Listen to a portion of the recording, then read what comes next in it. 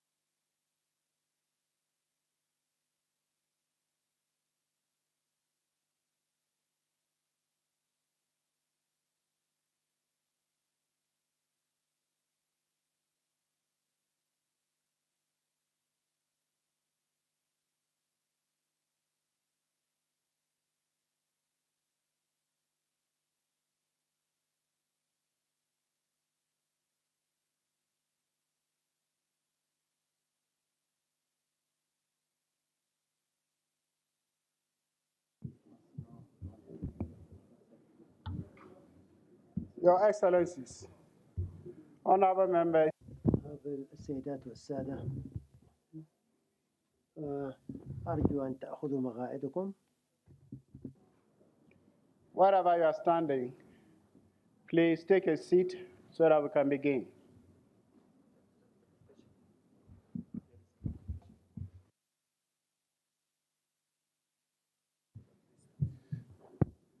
Interpretation. Okay.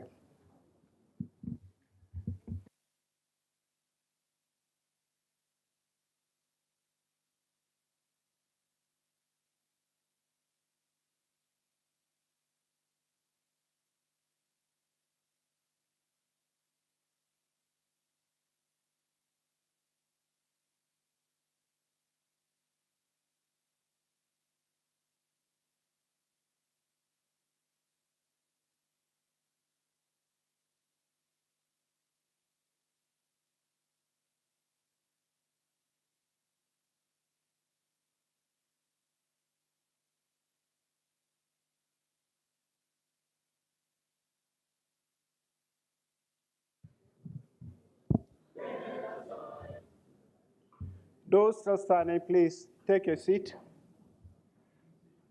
And just for your guidance,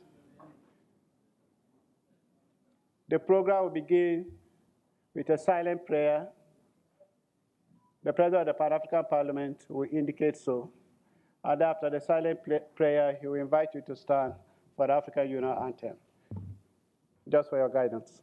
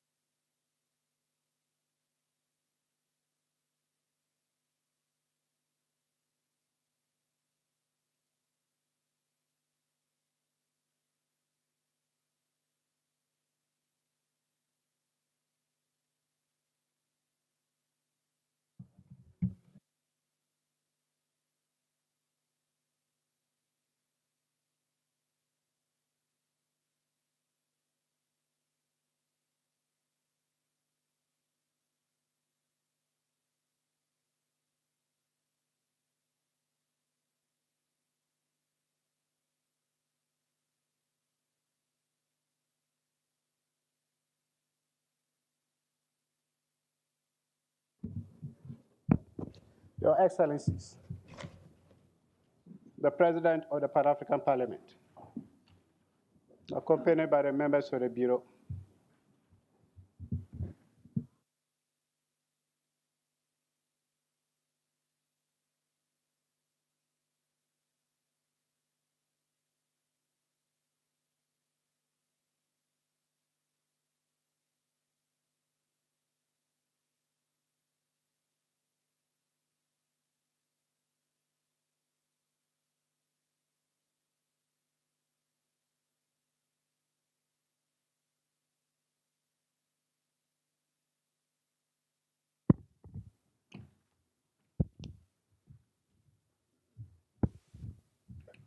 May we observe a moment of silent prayer.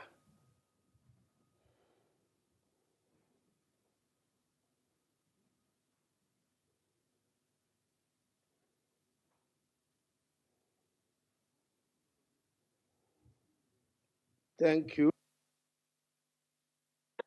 Let us all unite and celebrate together. The victor song for our liberation. Let us dedicate ourselves to rise together to defend our liberty and unity.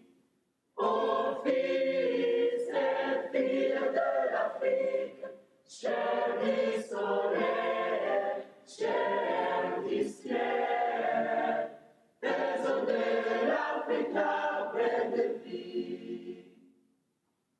Let us all unite and sing together to uphold the bond of friend and destiny. Let us dedicate ourselves to fight together for lasting peace and justice on earth. Oh, filhos, filhas da África, essência do sol, essência do céu, façamos da África cor da vida. Let us all unite and toil together to give the best we have to Africa. The cradle of mankind, the fount of culture, our pride and hope and break of dawn. Ya amna wa badat Afrika, lugu asam shwa kedu sama. Africa shajahat ayat. Thank you. Be seated.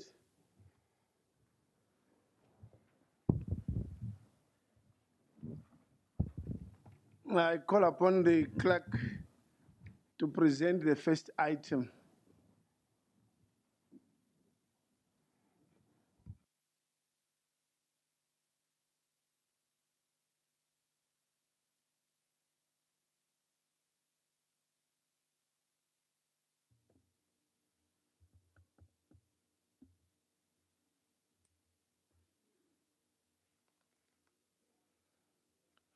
Thank you, very honorable President of Pan-African Parliament, Chief Fortune Jeffinia Charumira, for giving me the floor to present the program of activities of the Conference of Speakers of National and Regional Parliaments. Dear very honorable speakers, very honorable ladies and gentlemen, speakers of national and regional parliaments, the honorable members of the Bureau of the Pan-African Parliament, ladies and gentlemen, members of the Pan-African Parliament, ladies and gentlemen, Secretaries General and clerks of the Pan-African Parliament. I would like, before I begin, to tell you good morning and present this morning's program, which is as follows.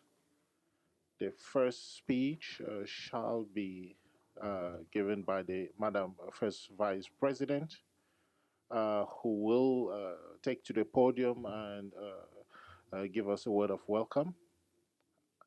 And after that shall be the opening address of the President of the Pan-African Parliament, the very Honorable Chief Fortune Charumbira. The rest of the work shall be led by the Second Vice President, Honorable Asbi Gayo. After that, we shall have the plenary discussion, and the rest of the work shall proceed in accordance with the agenda that has been distributed to you. And that said, without losing much time, I want at the moment to invite Madam First Vice President of the Pan-African Parliament, Honorable Professor Mohamed Masoud Al-Adaf, to come and give us her introductory address and words of welcome. Thank you very much for your attention. You have the floor, madam.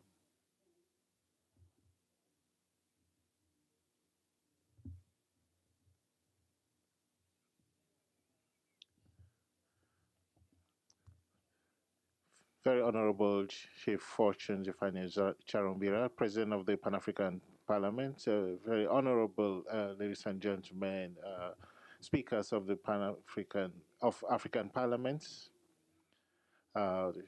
Director General of NEPAD, distinguished ladies and gentlemen, commissioners of the African Union, honorable colleagues, vice presidents of the Pan-African Parliament, honorable members of the Pan-African Parliament, ladies and gentlemen, Secretaries General and clerks of the Pan-African Parliament and national and regional parliaments of Africa, distinguished guests, ladies and gentlemen, all protocol duly observed.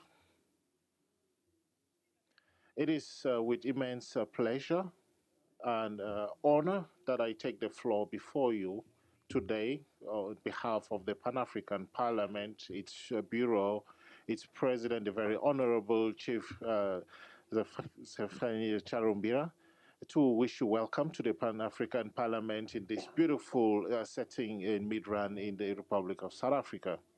On the occasion of the 11th Conference of Presidents of speakers of parliament and assemblies of Africa. I wish to give a special welcome to all the speakers of parliament and assemblies of Africa who are participating in the work of the Conference of Speakers for the first time. Dear honorable speakers, ladies and gentlemen, distinguished guests, uh, you know that the 11th Conference of Speakers of Parliaments and Assemblies that starts today should have held 2 years ago, but unfortunately that didn't happen for two reasons. And I wish to mention just one of them, the COVID-19 pandemic. Stabilité socio-économique et politique de notre So if the socio-political stability of our continent and the functioning of our parliaments shall be discussed during this gathering. It is also worthy to mention that this pandemic has decimated our populations, taken away some of our colleagues who should have been here with us in this ceremony today, and in the memory of those that we have lost. I would like to ask you to please rise and observe a minute of silence to their memory.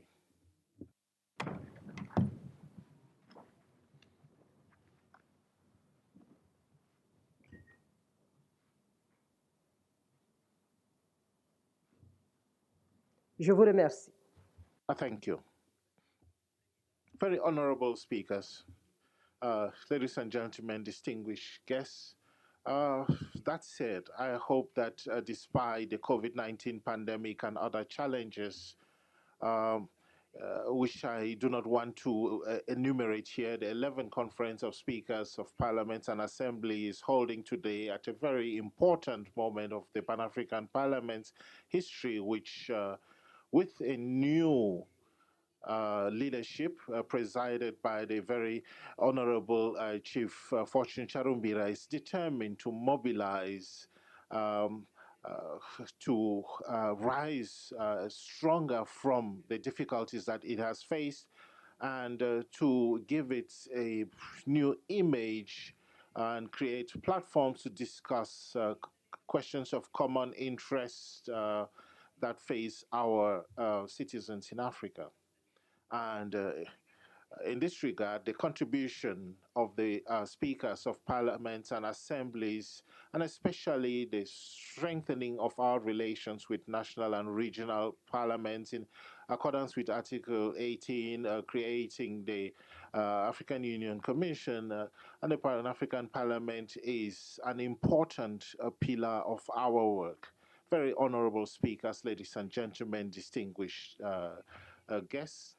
For over a decade now, the PAP has constituted the Conference of Speakers to promote the ratification and appropriation of the legal instruments and of the African Union relative to the shared values of the African Union, which includes human rights, democracy, peace, and security, but also good governance, constitutionalism, and the state of law, the rule of law. The annual Conference of Speakers also constitutes an important platform for the coordination and harmonization of legal and political frameworks of national and regional parliaments and assemblies of African Union, and sharing of best practices that promotes the economic integration of Africa and the development, which is really why we are all here. It is also a framework of exchange and reflection and sharing of experiences, but also debates on themes of common interest for our continent. It is in this regard that the theme of African Union for the year 2022, which is obviously strengthening resilience in terms of nutrition on the continent, accelerating human capital, social and economic development, shall be really the key priority of our debates.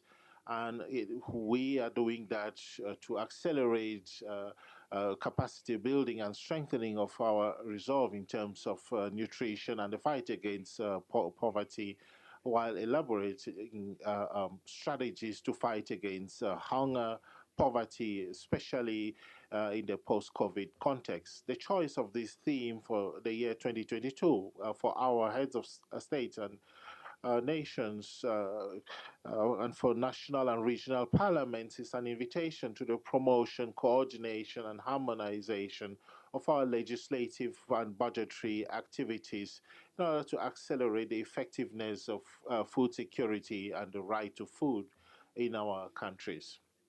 And linked to this central theme, we are also going to discuss the socioeconomic consequences of the COVID-19 pandemic, a pandemic which calls for short, medium, and long-term strategies that are coordinated and which also encourage us to ratify the policies of the African Union as normative documents that should coordinate national and regional responses to various challenges that face us. All the challenges that our African people are faced with are, however, not isolated. And in order to face these challenges, we need to work together, each in its own capacity. And going into this logic, I also want to call on you to discuss appropriate solutions that will help us overcome hunger and poverty in Africa. And we need to renew our commitment in the African Union and give our own common position in terms of national and continental challenges so that the dividends are shared by our people. Dear Honorable President, ladies and gentlemen, it is on this note of hope that I end my speech while giving you a warm welcome and wishing you fruitful discussions. Welcome to all.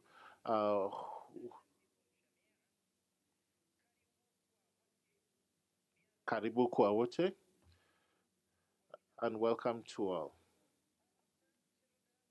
And finally, I have the honor and privilege to invite His Excellency, the President of the Pan-African Parliament, His Excellency Chief Charumbira, for his opening address at this important gathering.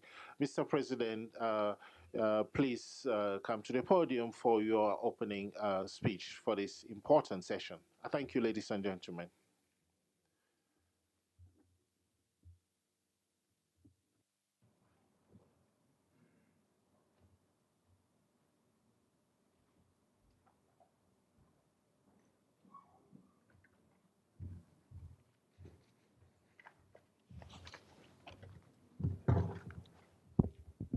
Good morning, our distinguished speakers, members of parliament.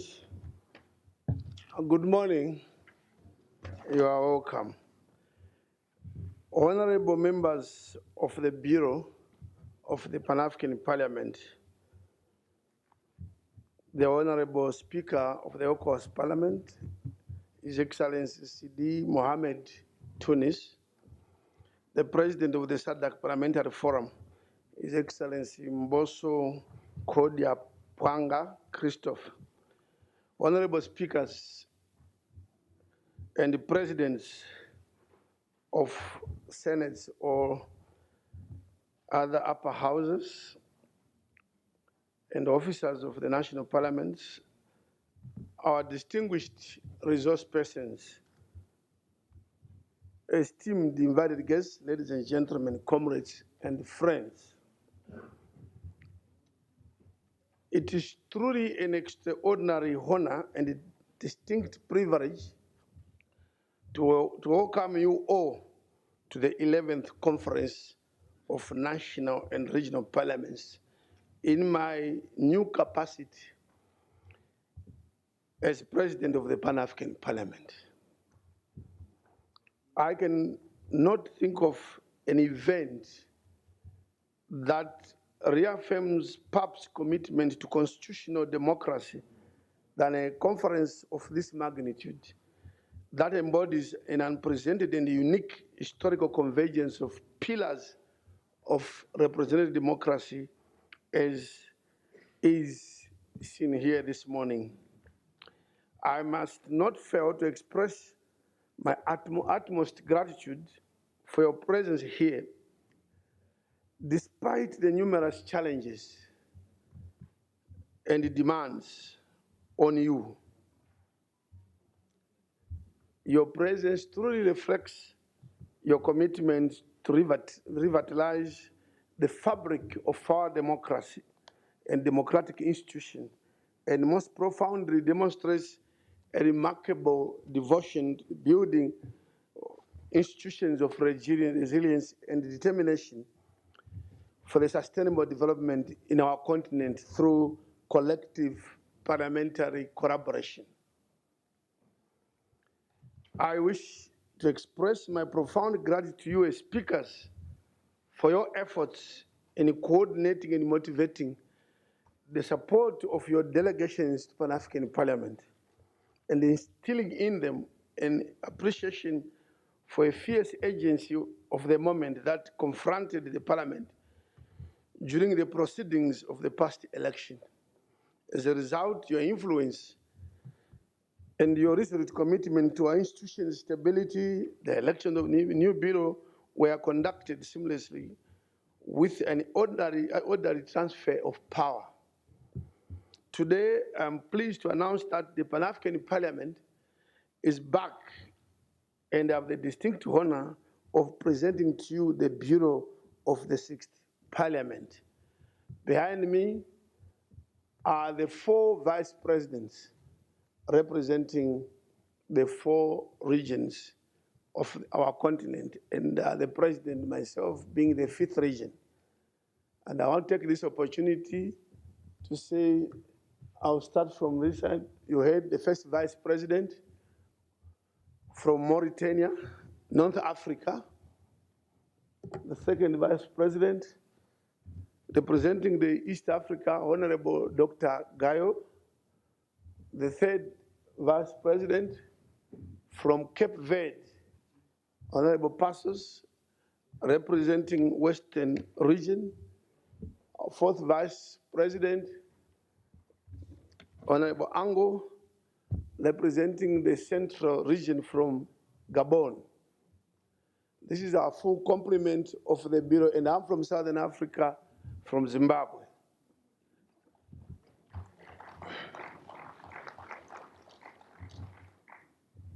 You are all aware that PAP for 2 years has been out of action.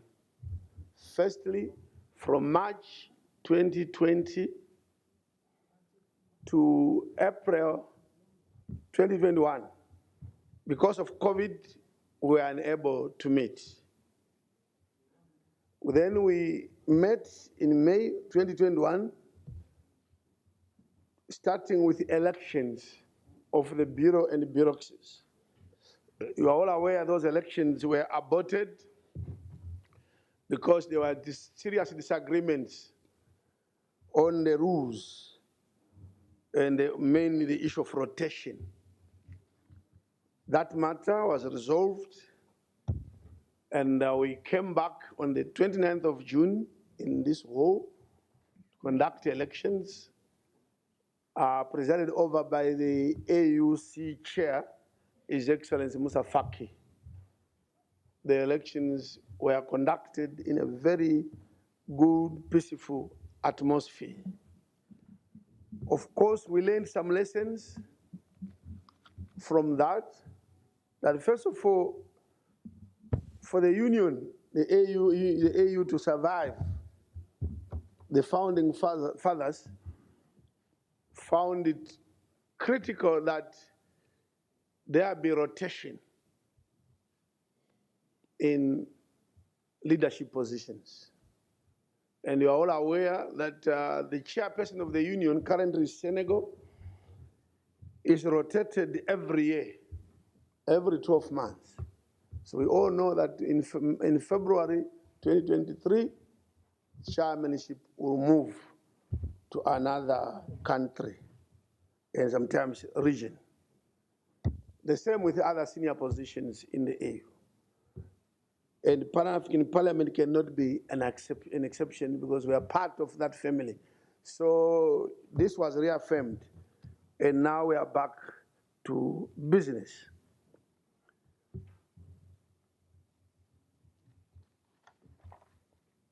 We are gathered here today for the first time since the outbreak of COVID-19, a global pandemic that ravaged many communities across the continent and disrupted and altered the fabric of our normal operational parliamentary processes. You should recall that the Pan-African Parliament could not meet for that during that period, but also we are also now tuning into virtual sittings in order to adapt to the new normal. This period that preceded the elections of the Bureau were characterized by divisions. And I want to appeal to our national parliaments to assist us, Pan-African Parliament, to assist us in building one united PAP. It is common knowledge. It is common knowledge that when we meet on some issues affecting the continent or us as PAP, we are divided, or we have been divided in the past, usually on regional language issues. But if you ask us, or we ask you, whose language is causing division among us? It is not Cote d'Ivoire language, it's not Zimbabwe language, Gabon language, Egypt language, our own indigenous languages. But we are divided on languages that are external to this continent. So they say English, French, Portuguese, Arabic, these, our indigenous languages are not the cause of conflict. And I think that language, that education should be pushed, and you should assist us through educating your delegations that when you say AU, we are talking of unity, and let's not be divided. Now, from the inception of the new Bureau, which was elected on the 29th of June, we have embarked on a transformation process of ensuring that we are united. And also that for the first time since 2004, after electing the Bureau, we elect committee chairpersons, 13 committees. For the first time, we said every region shall have a minimum of 2 chairpersons, 2 vice chairpersons, and 2 rapporteurs. And that has been enforced. Equality in leadership positions across all the regions. This is the only way we can unite Africa.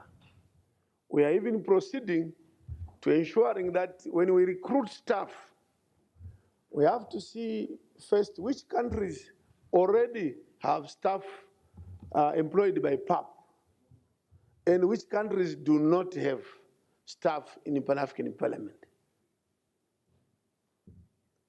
But without compromising meritocracy and competency, we are recruiting, as we will do in the next 3 to 4, 5 months, with 22 vacancies. And we are appealing to you to take an interest, which are the 22 vacancies at the moment in Pan-African Parliament. And we can share those with you. Where I believe you have good competencies, good skills, we encourage your parliaments, your staff to apply, or your nationals to apply. But please don't give us people that are not competitive in terms of skills. experience and qualifications. It's our desire to have each country, when you come here, because you are 55, we are 55 countries, we are staff around 75. So we can get to a point where almost everybody is somebody here, but without compromising issue of competence. So if you put it across people that are incompetent, you may not get anything because they will fail the interview. They have to be interviewed, they have to compete. But when we interview, when we appoint, we'll have a lean towards those countries that do not have staff within Pan-African Parliament. This will unite us. Having elected our leadership into positions, we've embarked on reviving, renewing, repositioning, and reinvigorating the Pan-African Parliament. So for the first time again, when we met for the committee sittings on the from the 22nd of August to the 2nd of September, we started with a 3-day workshop. 3-day workshop to ensure that we go back to the basics. We go back to the basics and say, why was Pan-African Parliament ever established? What was the reason? And more so, after the AU, which had been launched in 1963, Pan-African Parliament was brought on board in 2004, which means there was a very good reason why PAP had to be brought on board. Later, with the NEPAD, PRM. So what were the reasons for the establishment of Pan-African Parliament? The founding fathers, those who started with this whole project of uniting Africa, what did they have in mind? What are the deliverables? What do they expect PAP to deliver on the continent, for the citizens of this continent? So we went back to all those relevant issues. What are the key result areas for PAP? Are the citizens of this continent happy with the performance of the Pan-African Parliament? I want to say, when the AU chairperson, AUC chairperson, His Excellency Musa Faki, stood here where I am today on the 27th of June, when it came to preside over election, in his speech, he said, Pan-African Parliament has been performing below expectation. And if we were to look at the AU generally in terms of performance, there's actually been somebody who did a research and came up with an article this month who says the judgment of our population on the performance of the AU has been very harsh. People say we don't quite see the deliverables. We don't quite see much impact. Now, for us as PAP, we have said we need to reinvent ourselves. And our workshop, the 3-day workshop on reviving, renewing, repositioning, and reinvigorating the PAP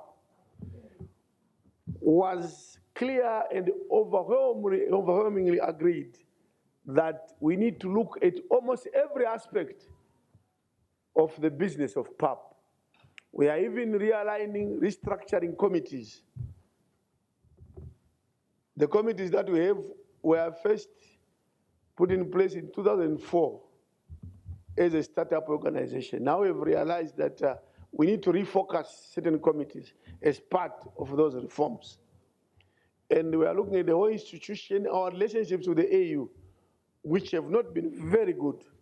We're coming up with clear recommendations on that one so that we become a vibrant, highly performing institution that the citizens of this continent will be proud of.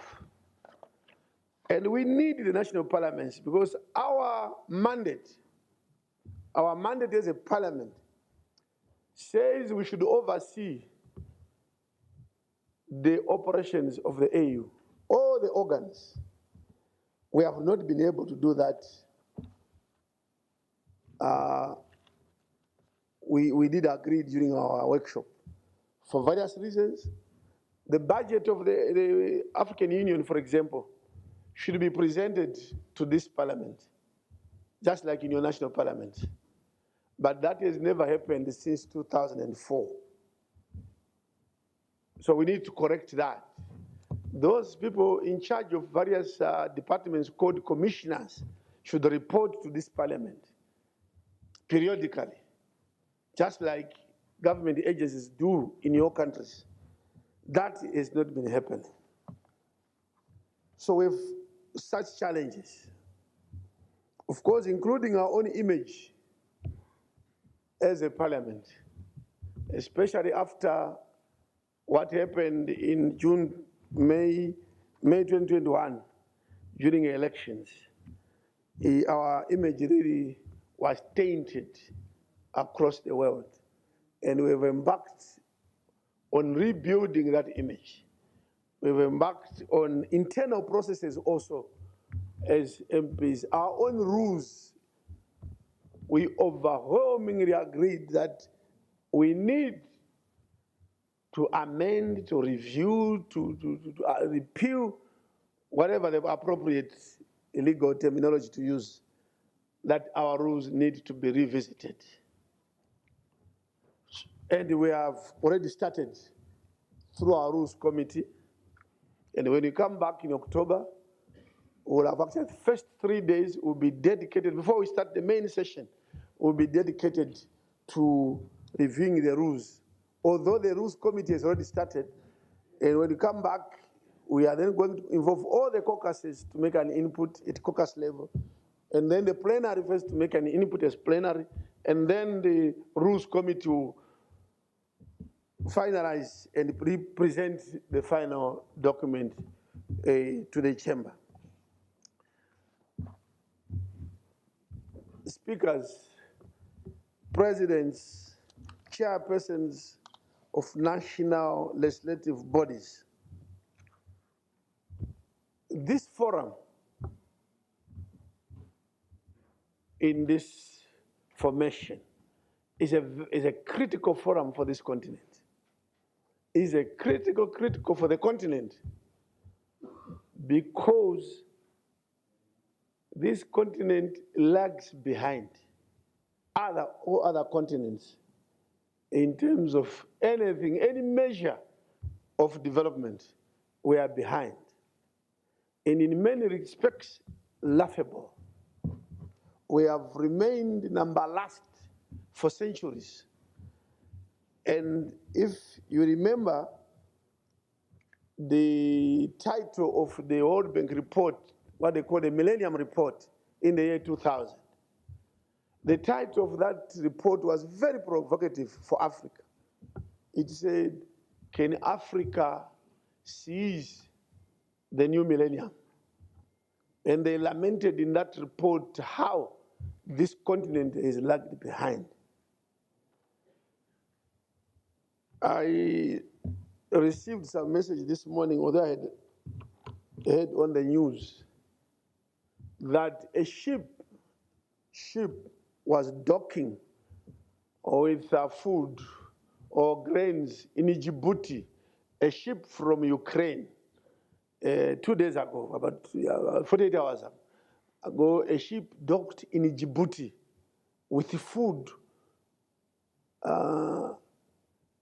First of all, Ukraine at the moment is in war. But how can such a country feed Africa? You know, when they are in war, they are able to deliver food to us. Why can't we produce our own food? Now, parliaments do oversight. We represent the people. I think we need to measure our distinguished leaders of parliaments, some measure of effectiveness of parliaments on the continent, including Pan-African Parliament. Are we being effective? Are these representatives being effective? Surely Why should we be fed by Ukraine?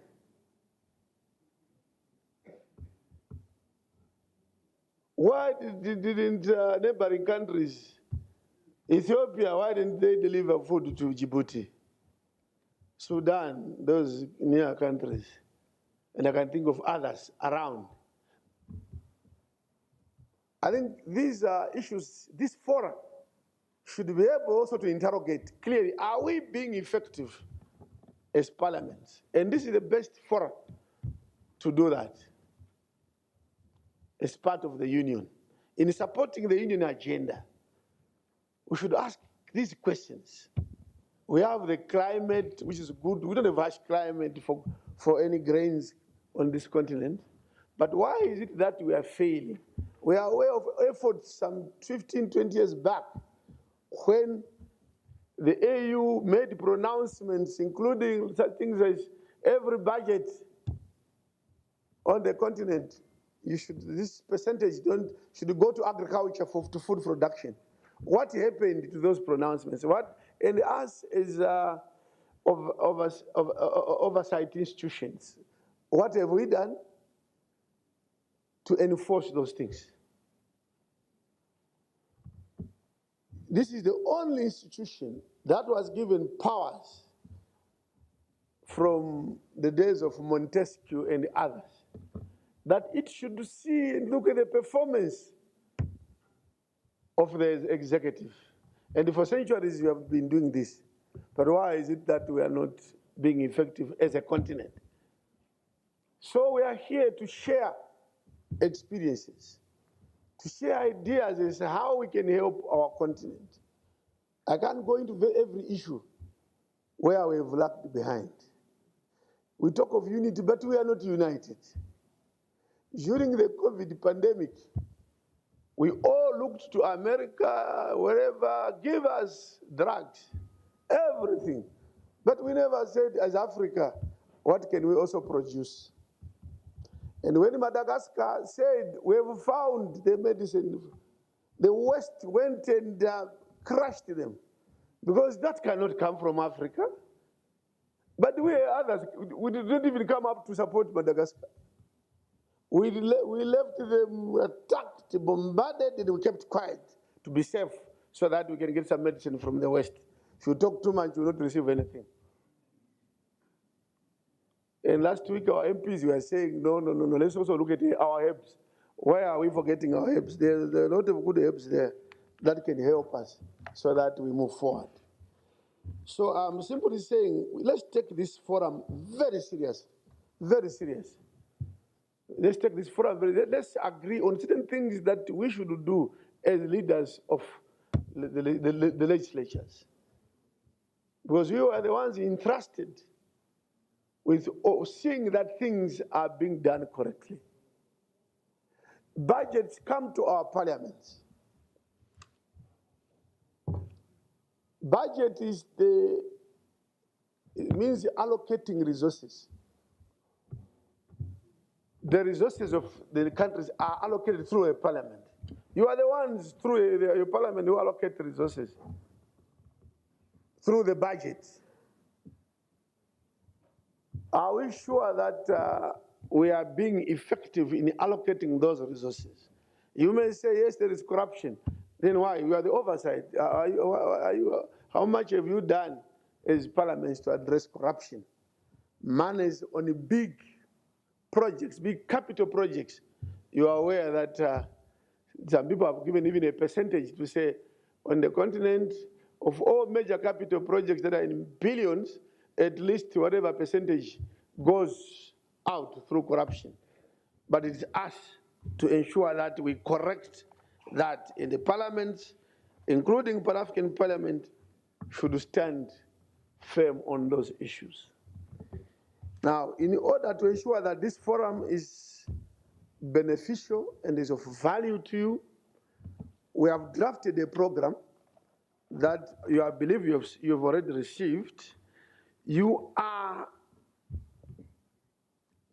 well allowed to comment. If you think there's a subject that should have been included, please tell us, because one day, these 2 days to be of great benefit to all of us, so that we look forward to coming back sooner than later.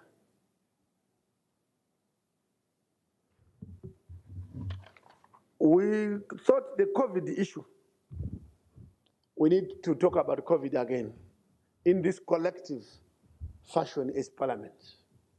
So we have put COVID on the agenda. That's a situation analysis. We have experts on this that will deliver to us the situation on COVID.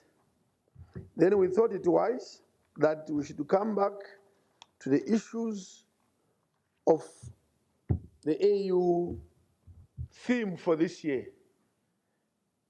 The AU building resilience in nutrition on the African continent, accelerating human capital, social and economic development. We've thought this is a very important topic that we as national parliaments, continental parliament, that whatever we do, we should also be aware of what the AU is promoting in a particular area. So this year we are promoting the issue of food security, the issue of nutrition. And as parliaments, I know in your own parliaments you get documents, but it's good when you now meet at continental level to get the issues from the AU and say what are we actually doing.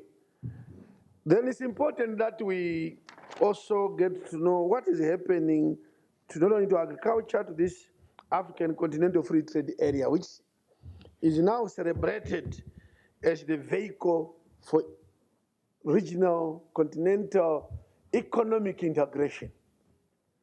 And during the presentation, I think they will be told that this is the only way that we can wake up our economies on the continent, unless we have trade among ourselves. But at the moment, as you are aware, only 10% of trade on the continent is among countries on the continent. The rest, we are doing it to outsiders.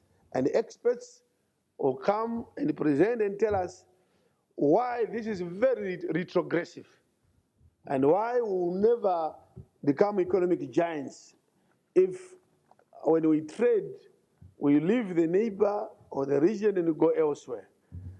So we have a presentation on that. And then we'll have a presentation on the Agenda 2063 of the African continent. And as parliaments, you need also to be briefed on these issues so that when you go back, you can build on those. We have a situation on the continent where we can talk of trade. But there can be no trade if there's conflict and there's insecurity on the continent. How do you trade? How do you travel between Uganda, Rwanda, Uganda, Kenya, if it is unsafe? So the issue of security, peace on this continent becomes very critical.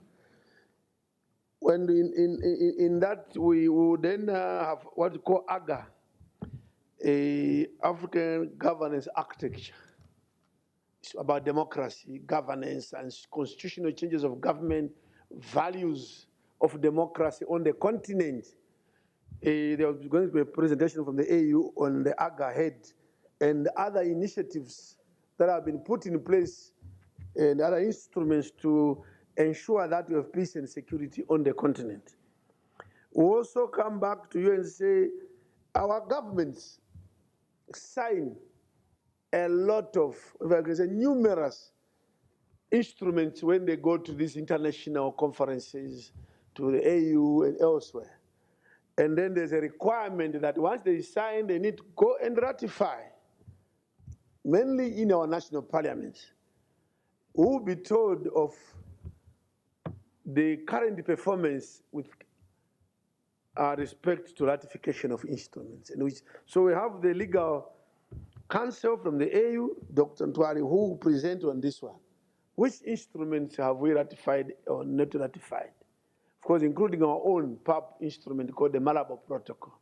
The Malabo Protocol, we need 28 ratifications for it to be implemented, but we have 14. Since 2014, only 14 have ratified. Only 22 have signed. So we still have these challenges. And then will have an opportunity on putting the Pan-African Parliament on the couch. We want to reflect on the effectiveness of Pan-African Parliament. From your experience, the way you see it as national parliaments, how can we make Pan-African Parliament work and become effective so that the citizens of this continent can look to the Pan-African Parliament to addressing some of the challenges?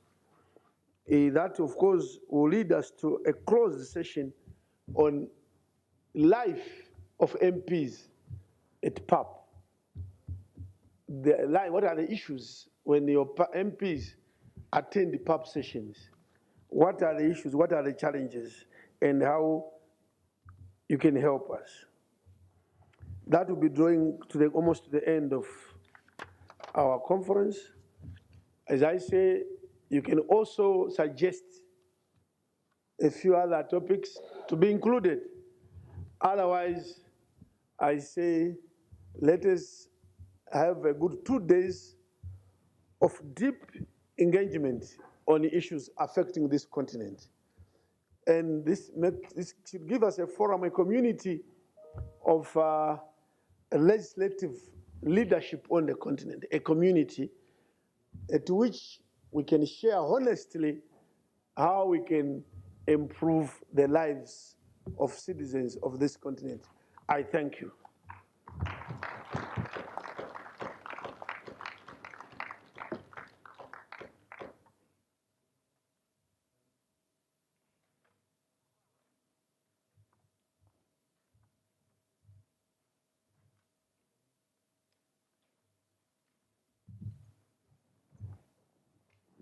Mr. Clark.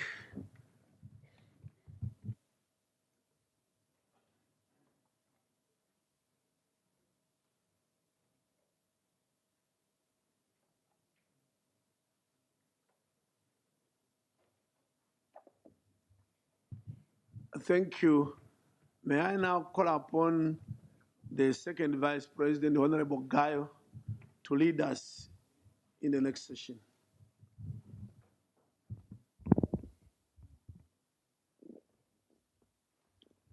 Your Excellency,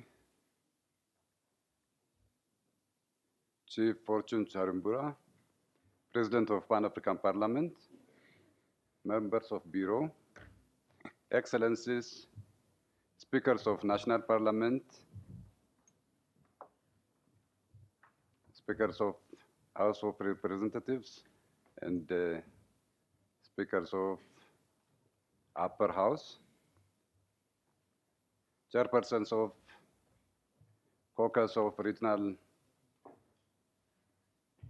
of Pan-African Parliament,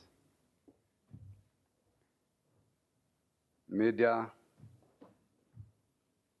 ladies and gentlemen, it's my great pleasure and honor to welcome our speakers who honored the invitation of Pan-African Parliament and came to this very important session. May I ask you to give them another round of applause.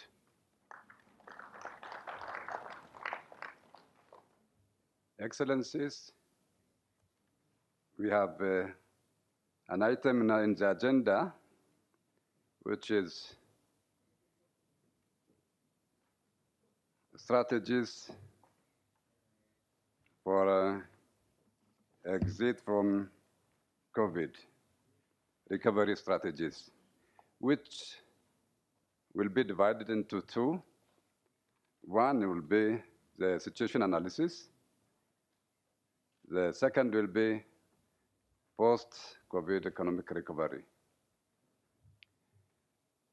Of course, we need to start from situation analysis. If we will not analyze the situation where we were in, we cannot think the way forward. How Africa responded to COVID-19? It's obvious all local governments and the stakeholders stepped up efforts for early detections and management of COVID-19. The ongoing efforts improved testing capacity of Africa, intensified surveillance, quick detections, contact tracings, isolation measures, and also preventing and managing managing COVID-19. The situation analysis also showed that emphasis should be given to improve the public health institutions, also to increase laboratories across Africa, across the continent, and also to increase infectious disease centers, regional hospitals, and also in building capacity, human capacity, especially medical personnel in Africa. Also, it indicated how Africa should also think the future epidemiology, how it should be handled. Excellencies, during COVID time, Africa was under lockdown. All transportation was almost blocked. Agriculture was down. Earnings were also down. Poverty was at a maximum of all the time.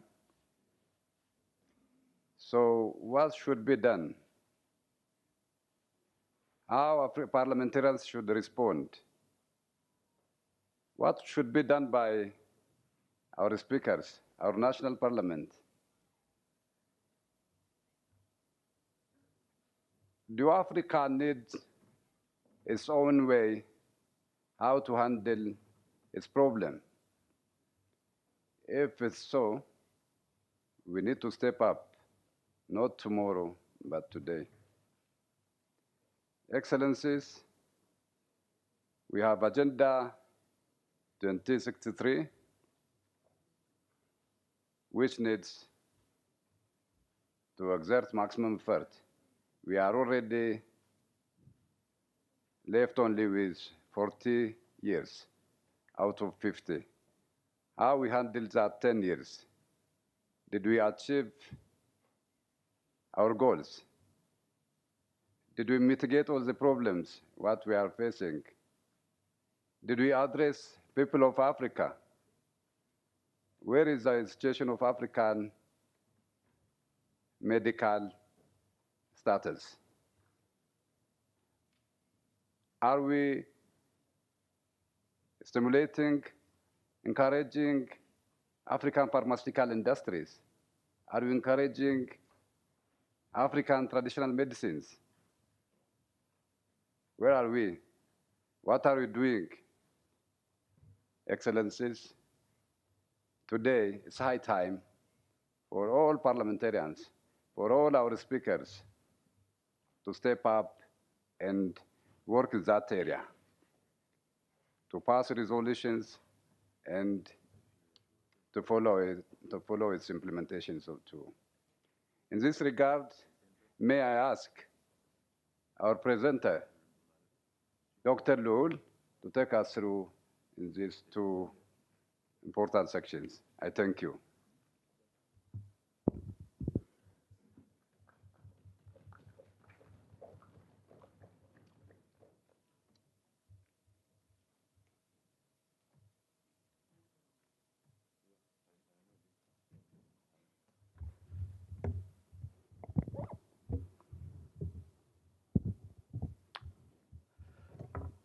Good morning.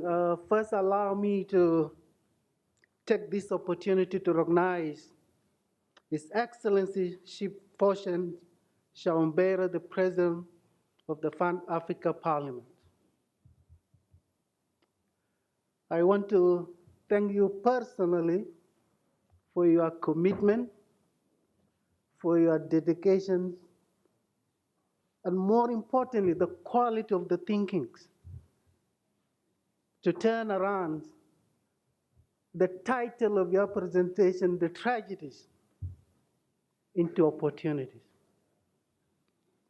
Also, let me seize the opportunity to recognize the chair of this session and also the first president of Pan Africa for your very powerful contribution this morning.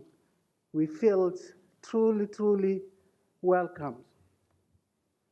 Along your excellencies, regional, national parliaments in attendance, honorable Pan Africa Parliament's members, invited guests, all protocol observed, ladies and gentlemen. This morning, I'm absolutely delighted to be here with you today on behalf of the African Union and specifically on behalf of your Africa CDC, and indeed on my own behalf to be here for the second time. It's a privilege that I don't take it very lightly. So in brief, like the chair of these sessions has introduced it, and it has made it very, very, very easy for me to follow through. Your Africa CDC is grateful today to have been invited to give you an update on where we are in terms of the COVID-19. Specifically to talk about the title, Enhancing Africa Post-COVID-19 Economic Recovery, with a special emphasis, and I have to emphasize on the role of national, regional, and continental parliaments. Also, allow me to, President, to congratulate you once again on your well-deserved elections. All the members of Bureau, Africa, they are counting on your leadership, and we are looking forward to turn these tragedies into opportunities. In very short period, I believe you have demonstrated an extra commitments and outstanding leadership in health security, and I will support you why you insist on health security. And the chair of this session has brought it to our attention why it's so important. And he put it in his own words, and I have to put it in different words. COVID has taken our life and our livelihood. It has closed all the schools, the airports, lockdowns. Just simple virus called coronavirus. And you, President, for insisting on this, I think you are right. Health comes first. And I have to go on to give you some slide that will explain where we are as a continent, what we have done well, and where we fell short, and what are the lessons we learned to say again, never again. So the title of this presentation, if you ask me, Your Excellency the President, what should be the title, is Building Resilient Health Security. Not today, it would have been 3 years ago. But because we can't go back in real time, I have to adjust the title of this presentation today, Building Resilient Health Security in Africa Now. And that's the reason I will insist on this. But I can't think of any better place, President, to talk about a health security now, other than this magnificent house, the house of the people of Africa, to start discussing about the health security. And I'm truly privileged that I have been given this opportunity on behalf of the Africa CDC. So I have some few slides that I would like to take you through. And some of those slides, if you can take me to the first slide. So in brief, this slide, next slide, please. That is very, very brief. It's telling you about what is the Africa CDC. It's the African Union institutions established as a specialized technical agency of the Union to support all the member states in our continent to build resilient health security system. Next. And if you look specifically, the overall goal is to have a healthier, safer, integrated Africa. If you go to the next slide, and it's connected to what the president has said is going to be in Agenda 2063. And the work that we're doing as an African Union has so many agencies, all contributed to the same one thing, something bigger, bolder than what we are doing. And it is the Agenda 2063 titled The Africa We Want. And if you look into those aspirations, you see there are 7. And I would like to specifically read the aspiration number 6. And it says, the Africa we want is an Africa whose development is people-driven. And I would like to emphasize that it's an Africa whose development is people-driven, relying on the potential of the African people, especially its women, youth, and caring for children. That's one of the aspirations that all of us should contribute into it. So next slide is the first part, just as a snapshot telling you where we are in terms of the COVID. And let me begin where we are globally. As of last week, we have about nearly 600 million people been tested positive. There may be some other people missed, but those who've been tested positive and reported to World Health Organization is nearly 600 million. Almost half of the people live in our continent. Sadly, about 6.5 million people died. We have a good recovery. If you have the snapshot of where we are as the world, as of last week, 61% of the eligible people for vaccination of the COVID have been privileged and fully vaccinated.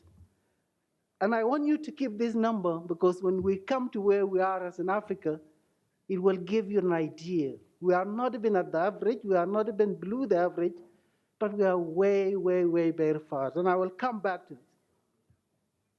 If you go to the second slide, it's about Africa.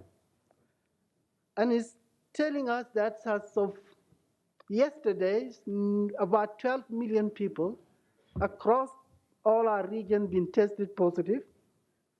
Sadly, 255,000 people have died. And I would like to emphasize it to make it more personal case. Those 250,000 that have died, they're not just numbers. They are really people.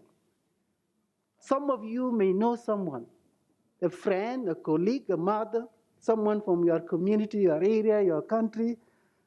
They lost their life. And not only just they lost their life, they left behind very grieving families, broken communities. Their place in our continent will never be replaced.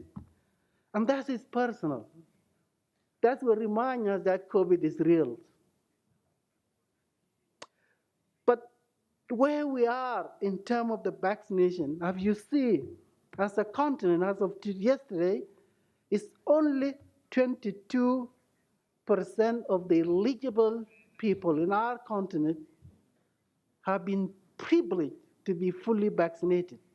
And there are so many issues why we are behind. If you compare this one to 6 to 1 globally, there are some challenges that we will discuss, and some you can help us to resolve them.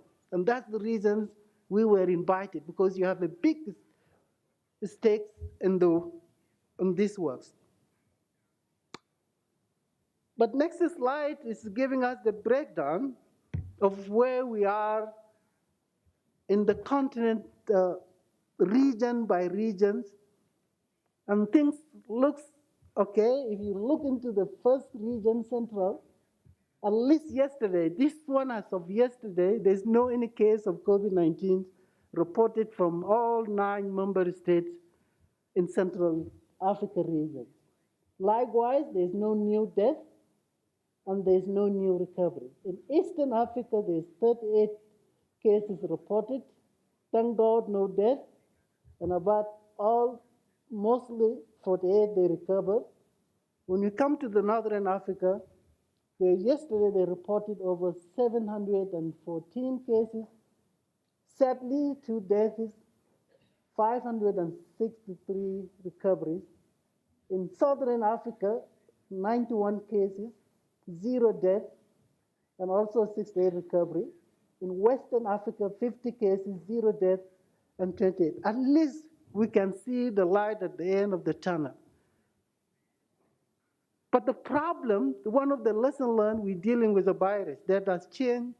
It has come in different ways. We started as an alpha, ending up with a beta, delta, Omicron. It's changing. So we don't know what will happen in the next few months. But we know one thing: if we become all of us fully vaccinated, even if it's changed, we will have some immunity that can protect us. And we may not end up going to the hospital. And that's the benefit of why we're insisting on vaccine. So we go to next slide.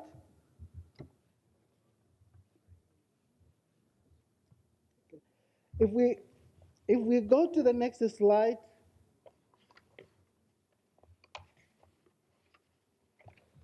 it's telling us what we have done collectively through your African Union.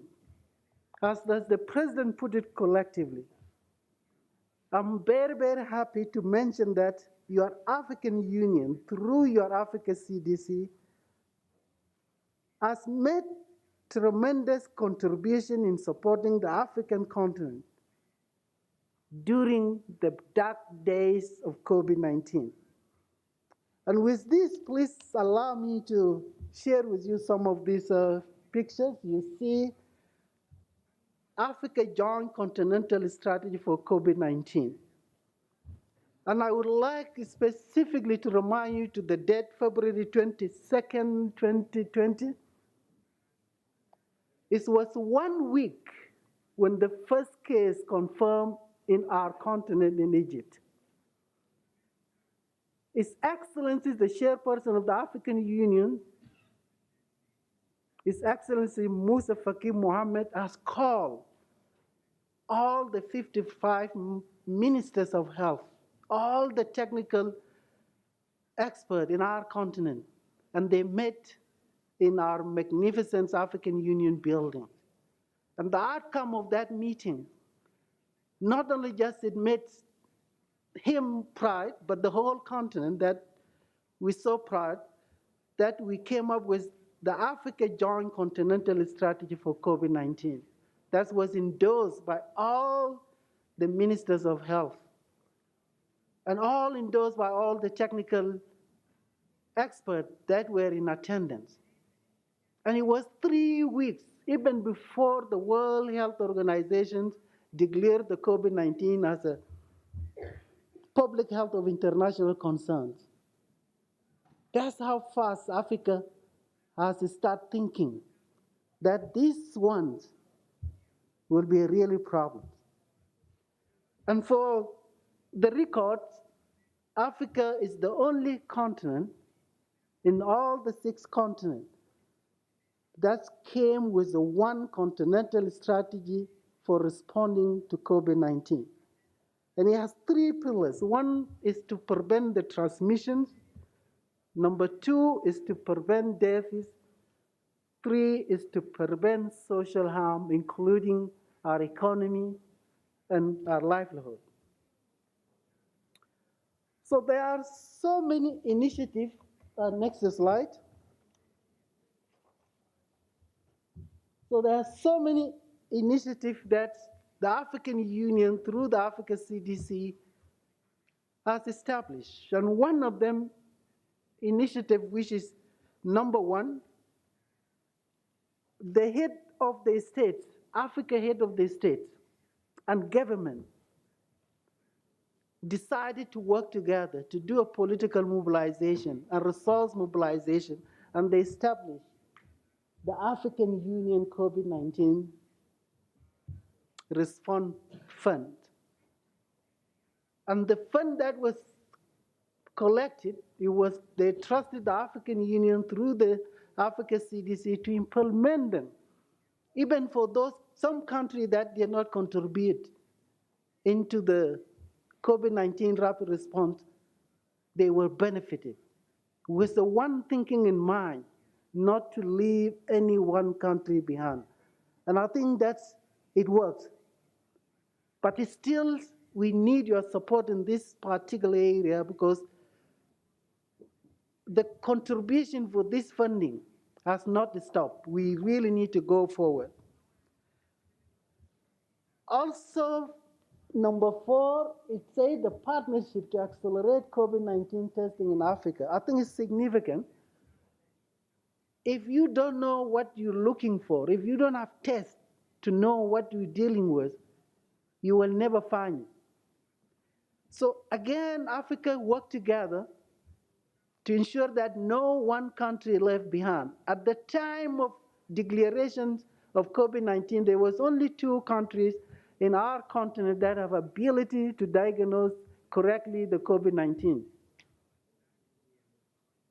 It took Africa CDC at least 3 weeks to increase the number from 2 to 47, and also the 8 member states that still didn't have the capacity, an arrangement was made that the shipment of the specimen from that country to the nearest country was made to make sure no country left behind. And it did work. And also, number 5, you go to African medical supply platforms. I think the president has spoken about the trade and the commodities, the lockdowns. It was so difficult for some member states to get some life-saving commodities during those lockdowns. And that's why the African CDC came up with that brilliant mechanism of medical supply, pre-qualify them, put them into the platform, reduce the cost, and delivering them, some with the military helicopter, and it did work. But we need to improve on it. We need to make sure that next time, all these medical commodities, even the test kit, should be made in Africa. And we have the technology, we have the ability. It's just the will and the leadership and the guidance. That's what is missing. And we count on you to give your African Union, Africa CDC, that extra push with your political commitment and will. Again, we have the partnership for African vaccine manufacturing. Africa was left behind at the time when we really need the vaccines, and for simple reason, because Africa don't have ability to manufacture our own vaccine. When time came to make that decisions, we were left behind. And that's one of the reasons, some of the reasons that we make behind vaccine nationalism, vaccine regionalisms, and other social and political reasons. But we are surviving. But what we do about it, we need to come up with a mechanism, not against. So we can go to the next slide. And this is a snapshot about what are our vaccine needs in the continent. We live in 1.3 billion people in our continent. We estimated at least 70% of 1.3 billion, they will be eligible for vaccines. If you want to turn it into absolute number, it's 900 million people. If you want to translate it into the vaccine dose, depends using single or double or boosted, we need at least 1.8 billion doses to fully cover our continent. And I think this slide is next slide is very interesting. This slide was compiled in May. And if you see all the European countries, 27 countries, the average, it was 73% of all eligible people in European countries were fully vaccinated in April 2022. In US, about 66.1%. In China, they went above what is expected, 86.3. India was 61. When you come to Africa, 22 is not May, it was yesterday. That we are still at 22% of our eligible targeted people. So we still have a long way to go. There are things we can do. There are things we can work on them. But this meeting, I think, is appropriate to discuss these issues. Next slide. So far we have about 300 million people in terms of the absolute number been fully vaccinated. We have 36.7 million people boosted. We have 22% of the eligible people have been vaccinated. Sadly, we have only 3 countries in our union that have reached the magic number of 70% of the fully vaccinated. We have 9 member states between 40 to 69. We have 34 member states between 10 and 39. And we have 8 below 10. And that's the tragedy. That will give us where we are. And I'm sure we have a better understanding of what we can do collectively. So this snapshot is telling us we should do our health security not today. It would have been yesterday or 3 years ago. If you can see, next slide, please. Next. So it's giving you sequences every 2 to 3 years. There's a major health security challenge. Even if it's localized to one region, one country, it affects the livelihood, it affects our economies, it affects how we do our business. In 2004, there was a SARS. That's all of us heard of it. And globally, we lost about 54 billion US dollars. 2009, there's H1N1. 2012, there's a MERS. 2014, there's Ebola. 2016, there's Zika. 2019 is COVID. And tomorrow, we don't know what will happen. If you look into it carefully, it's giving us that every 2 to 3 years, something's happen. In Africa, and this slide is Africa, the previous one is about the globally, there's more than 100 health emergencies or health situations are reported every year, ranging from the disease outbreaks to national disasters, and also to certain way man-made conflicts. We heard about Ebola in 2014. Now we are dealing with COVID-19, and it has affected not only just taking the life away, but 5% in public revenue losses in Africa, with a total merchandise export contracted by 17%. It's particularly the small business.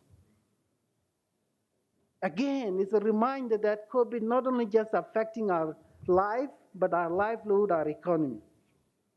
Next slide. So this is after we heard about the COVID situation, the impacts, what African Union is doing about it, what Africa CDC is proposing. And when we say it, we are proposing, we are counting on you to support us to implement what we're thinking. As an African CDC, we use some of the challenges that were reported to address and prepare for the next outbreaks. As of last year, it's only 1% of all our vaccine needs, all our therapeutic needs, all our diagnostic needs are actually manufactured in our continent. So it depends on the will of other people. So African Union suggested we need a new public health order, a new way of seeing things. And he proposed 4 ways, 4 pillars. The first pillar, that if we don't have ability to manufacture our own vaccine, if we don't have ability to manufacture our own medicines, diagnostic, we don't have any preparation. We don't have health security. So African unions, under the leadership of His Excellency, the chairperson of the African Union, has convened the big meeting to address, and I will come back to it. The second issue is the need for the healthcare workers. Even if we have vaccine, even if we have diagnostic, even if we have resources, if you don't have that well-trained expert health, nothing will happen. So we really need to invest in our health security by training people. Number 3, we really need to have working collectively together, country by country, region by region and continent. And one of the lessons that we learn, when Africa has chosen to work together and has chosen to support one another, we have achieved good results. And we need to improve on how to do partnership, even with a Western country, but that partnership has to be, the way we put it, to be action-oriented partnership based on the priorities of the countries in Africa, based on our needs. If it's not going to be based on our need, it's not going to work. It's not a partnership.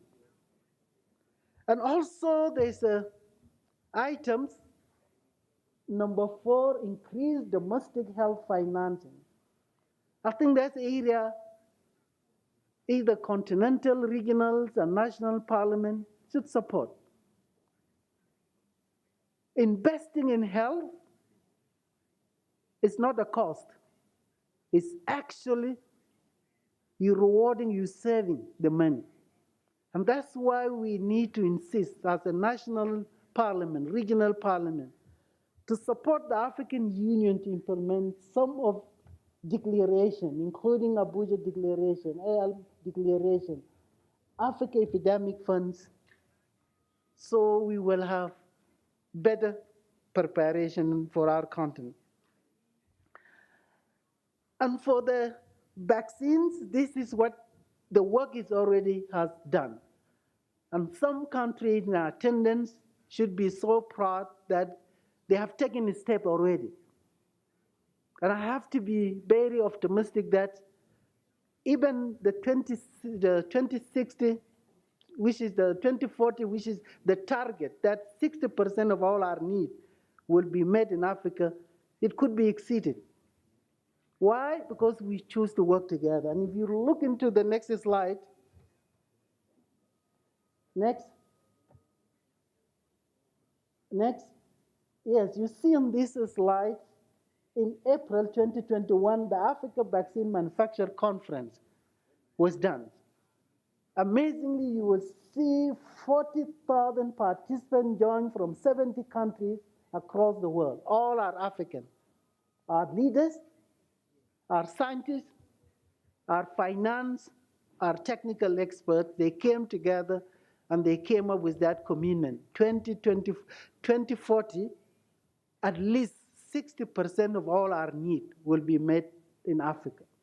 And some countries, they're already ahead of the schedule. Next.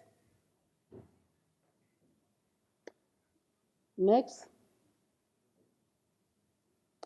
So some of the partnership, that's a good partnership that the African CDC is involved in, is the one we have with the MasterCard Foundation.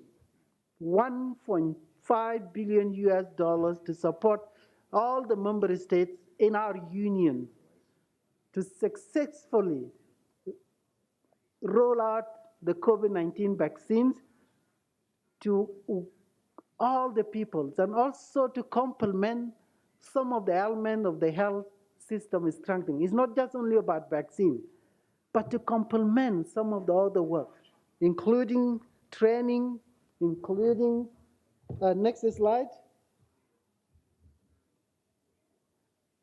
Yes, including all these areas to support the in-country logistics, to support the procurement, to support the risk communication, to support the COVID vaccine, to support the safety surveillance, to support the technical assistance, to support genomic sequencing, to support the hiring, and also the implementation of the science. All of those contribute to one health security. Also targeting the youth. If you see, next slide. So in that slide, you see the African Union COVID-19 vaccines launch Bingwa initiative, which is a Kiswahili word, mean champion of the youth. Like we know, 60% of our population in Africa, in any given country, they are under the age of 26. So we really need to target them, to help them, how to champions, how to be creative, and also help in vaccinating Africa. Next. So this is one of the best practices we are doing Africa CDC in collaboration with the National Parliament of Zambia. Zambia, they have CAPA, which is a coalition of the African parliamentarians against the HIV. We work with them, we're supporting them, we build their capacity, not only just on HIV, because it will not make no sense. You save someone from HIV, he's going to die from diarrhea. He's going to die from malaria. He's going to die from, you haven't done anything. So we have to do it collectively in contact of One Health. We are building their capacity. And one of the members on the picture, she's a member of Pan Africa from Zambia. If she's here, she will testify that she participated in that meeting. And also additional meetings are happening. So for the other national parliament that would like their health committee to benefit from building their capacity, please don't hesitate to contact the Africa CDC through your Minister of Health or through the Pan Africa Committee Health. We can be able to find way on how to build the capacity of your national parliament health committee and how to look into health holistically, not only just on the COVID, not only just on HIV, but in many things. You know, water and sanitation, environmental issue, child health, reproductive health, women issues. All of those our member of parliament need to be equipped. When they go to their constituency, they will be the best public health in that region. And you know, when you're representing the people, they're looking to you for guidance, for the leadership. They believe you, they trust you. When you take vaccine, they will do it because they trust you, they believe you. And you need to take that trust into the positive action, make change, be a champion in your community. People are looking for you. So some of the lessons learned, next slide. And you see there's no substitutions for excellent leadership, either in public health, either in the economy, in anything. If you look back to the countries that have an excellent leadership, at least they have a better, well-coordinated response. And that is very important. This is a lesson learned. And for that, you need to create that the PAP can work with the regional parliament, with the national parliament, to ensure that they influence the work that is happening. Also, the Africa responded well to COVID-19. Like I said, Africa has chosen to work together instead of working against itself. Like I said here, in fact, Africa is the only continent in the whole world that came up with a one joint continental strategy being implemented jointly by all the Ministry of Health. They meet on a weekly basis, they learn from each other, and it worked well. And also, what we learn, investing in health is not a cost. Instead, it's a saving. In fact, the cost of not investing in health security is very costly, is higher than not investing in it. And we have seen it. Nobody in this hall will say that we're not affected by the COVID. At your personal level, at your financial, at your country, everybody was affected. And also, what else we learned? We learned that the goodwill of the Western country is not working for our vaccine, for our children. Did not work during the COVID, and there's no guarantee it's going to work in the next pandemic. Even with the monkeypox that we are still experiencing, it's not working. But because the first cases were reported in UK and US, the response is very different. If all these cases were reversed and reported in Africa, it will be a different story. And that's why today the response to the monkeypox is very, very different. Because he went to the wrong place. And they are responding effectively to it. And we need to learn from it how we can prepare better. Because when the next epidemic or outbreak is coming, It will not give us an advance notice. None. We are still responding to the COVID. Monkeypox comes. There's so much cholera in many countries, measles in many countries. There's a national disaster in many countries, environmental issues. They will never give us an advance notice that we are coming. So our best thing is to prepare. And to prepare when? Not yesterday. Today. We would have prepared 3 years ago. But because we can't go back, let's do it today. So some of takeaway messages, and I say this, that your Africa CDC is with utmost sincerity. We are willing to work with PAP. We are willing to work with the regional parliaments, with the national parliament, to support you and build your capacity. And also to inform you about some of the African Union policies that are being enacted. So through you, you can be able to help them to be implemented, to be operationalized, to be updated. Also ensuring implementation of the continental commitment, Abuja Declaration, that said at least 15% of the national budget should go to the health. For some of you who sit on the budget committee in the countries or the health, you need to insist on those because it helps. And also I urge you to work together with your Ministry of Health. Don't call them to challenge them. Also ask them, how can you help them? How can you support them? And they will tell you some of their challenges. And some of those challenges, you may provide excellent guidance so they can deliver appropriately. So also we heard the parliamentarians in attendance to provide that necessary support to all African Union's institutions, to provide their leadership, to provide advocacy role in supporting the effort of African Union member states to vaccinate at least 70% of the eligible population by the end of 2022, and also ensuring no single country left behind. You can create enabling environment for the full implementation of the African Union new public health order. Vaccine, many human resources working together.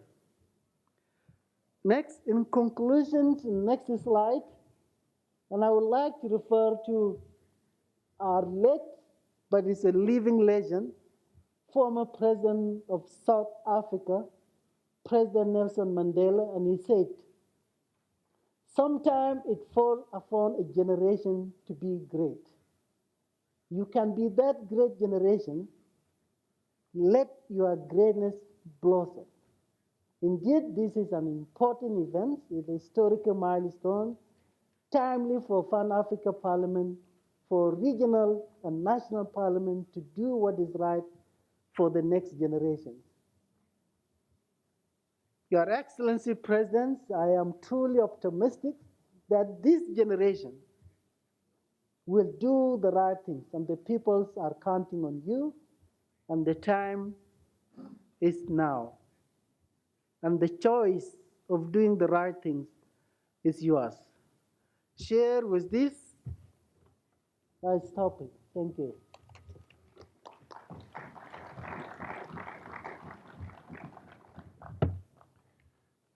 Thank you, Dr. Lul, for your excellent presentations. And now it's time for your excellencies, for your intervention. We know the problem, how we handled at home. Nobody is new about COVID. It was, I would say, all head of states and governments, national parliament, people of Africa, we handled it very well. But now, the trauma is remaining there. But still, COVID is affecting our people.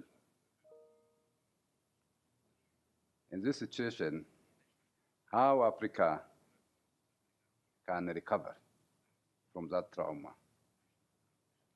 The COVID strategy is here. So the presentation was made, but also we analyzed the situation where we were in. Now it's time to discuss how Africa can create more jobs for its use. How can it revive its economy? Can we really handle African economy in the best way how we are handling today? As we all know, Africa exports two things. One is its raw material, second is cheap labor. In this situation, can we mitigate all that problem? I don't think. It's up to national parliament to find legal framework to talk with very big tone to our partners. It's high time. Of course, we encourage direct investment of foreigners in Africa, and also not only to loot our raw materials, to add value in Africa, to create jobs for our youth, and also to prevent the invasion of Africans, developed countries, as we are following our raw material, which was looted by them. Excellencies, we expect a lot from you. Your deliberations, your interventions will be very important. Now, I will give floor to participants. You have the floor, Excellencies.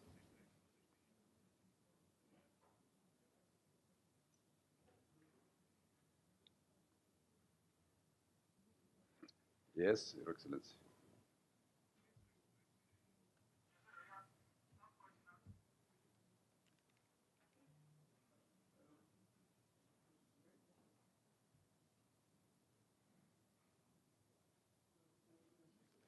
Please assist.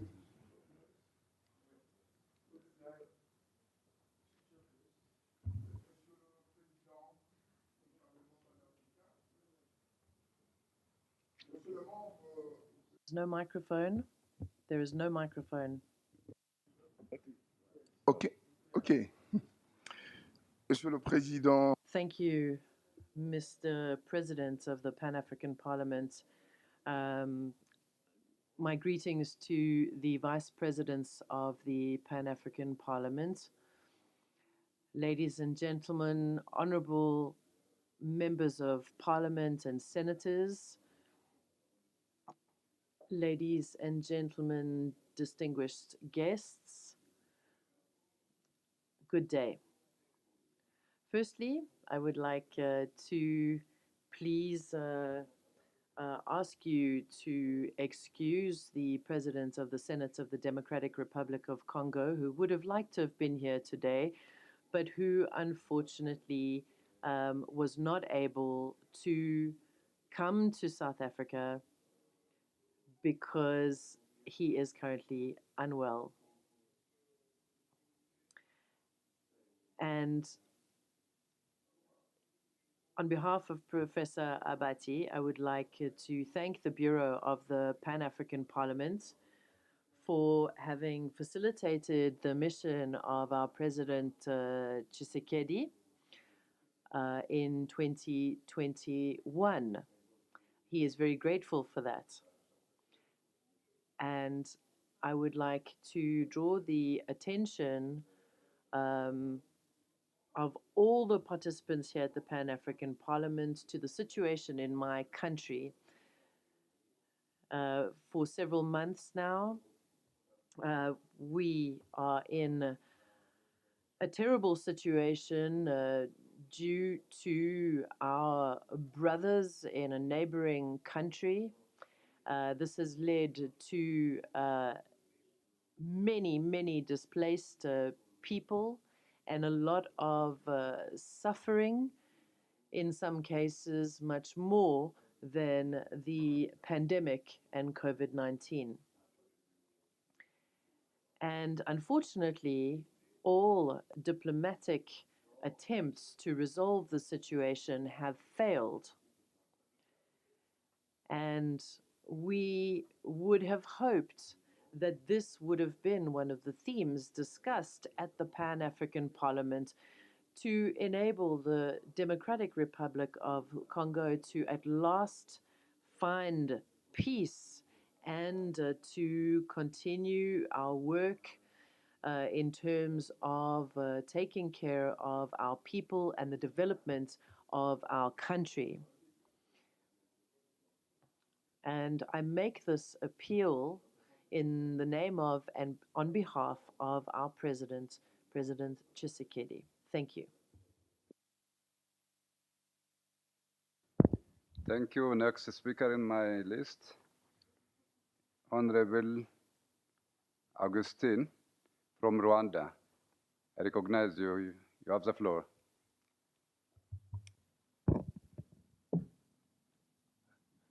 Je vous remercie. Thank you very much, Honorable Vice President and Chief Fortune Chirambira, President of the Pan-African Parliament. I greet you. I greet the other members of the Bureau as well. My greetings to the members of the Pan-African Parliament and representatives of the various parliaments and senates of Africa, distinguished guests, ladies and gentlemen. Firstly, I would like to congratulate the Bureau, our new Bureau at the Pan-African Parliament, for its election after the crisis that we have all experienced at the Pan-African Parliament. Personally, I am very moved by this because I was in this assembly and I was here from 2003 to 2011. And so I was so sad to see the Pan-African Parliament in a state of crisis after so many years of hard work to establish this parliament for Africa. And I am so delighted that under your leadership, we are out of the crisis. And I am so glad that we are here under your leadership at the Pan-African Parliament and as a member of this Pan-African Parliament and having seen the chief in action in the Pan-African Parliament, he has shown how intelligent he is, what a great leader he is, and so congratulations once again, Honorable Chief. The voice that Africa must have must be a united voice. It mustn't be the voice of colonizers.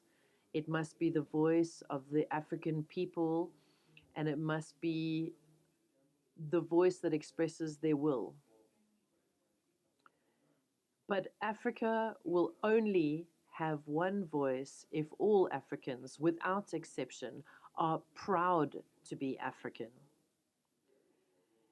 And if Africans do everything they can to ensure that their citizens get what they deserve, and what the people of Africa deserve is good leadership, democracy, equality, And the African population does not deserve to fall behind, as the president of the Pan-African Parliament has said.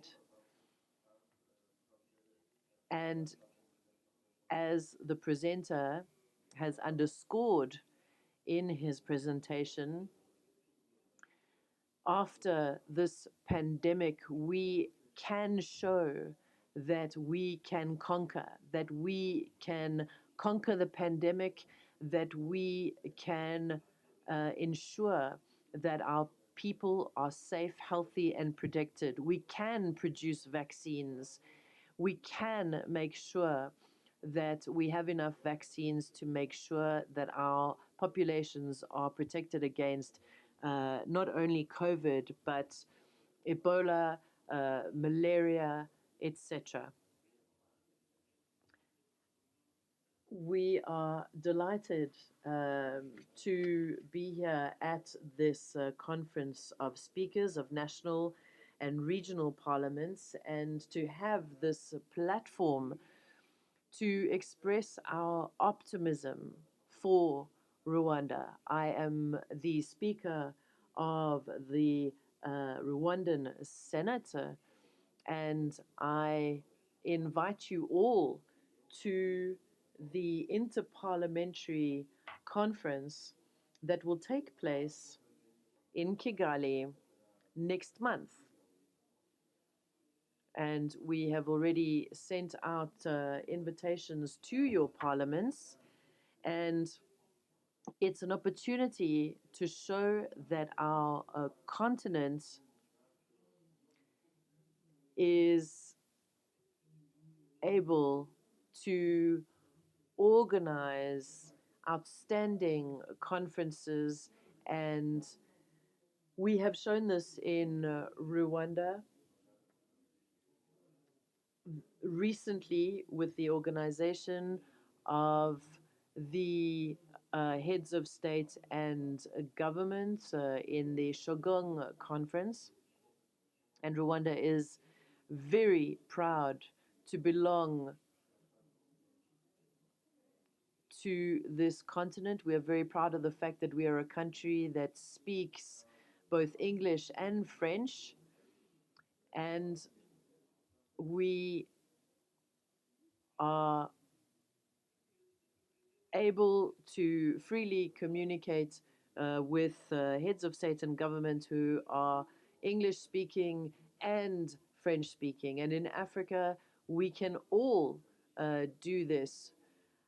All it takes is the desire and the will to do it. We can speak with one voice. We can communicate together. And I would like to take this opportunity to say to my brother and colleague from my neighboring country in the Democratic Republic of Congo, whom I shook hands with earlier this morning, I would like to say that that Rwanda has never tried to destabilize any country whatsoever on the African continent. And this is not the time to debate or to fight with one another. This is a time where we should be working together. And that is what Rwanda desires. We desire not only the well-being of the Rwandan population, but of the African population. And if there is a country in Africa that has any problems,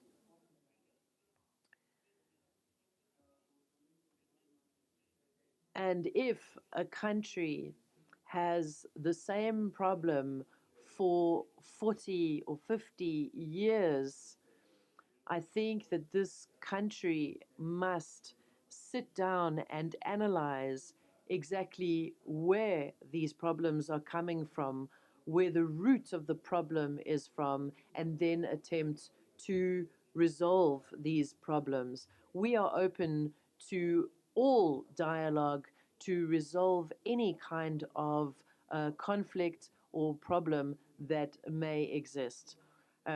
Mr.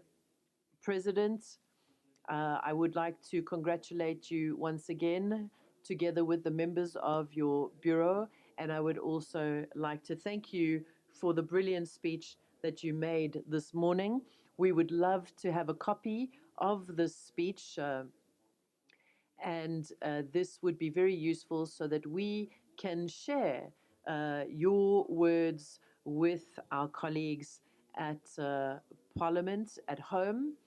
And once again, I would like to reiterate my availability to discuss and to dialogue with any colleagues who so wish. And diplomacy is our first priority. And thank you very much, dear colleagues, dear Chief. I wish you all a wonderful conference. Thank you. Thank you, honorable members, honorable speakers. I didn't want to intervene when you are speaking. I didn't want to interfere. I know the area of discussions. The item in our agenda is very specified. I would like to urge you to discuss only in that area. We are not ignoring conflict resolution mechanisms and methods, but we need also to set agenda and discuss on it. Let's stay on this agenda, on this item, item of COVID recovery strategies and post-COVID economic recovery. Let's stick on that and discuss on that area. I thank you. The next speaker, before that, honorable speakers, you have form which is circulated to each of you. So you can put your name and send it back to me. Next speaker in my list will be Honorable Rachid from Morocco. You have the floor, Your Excellency.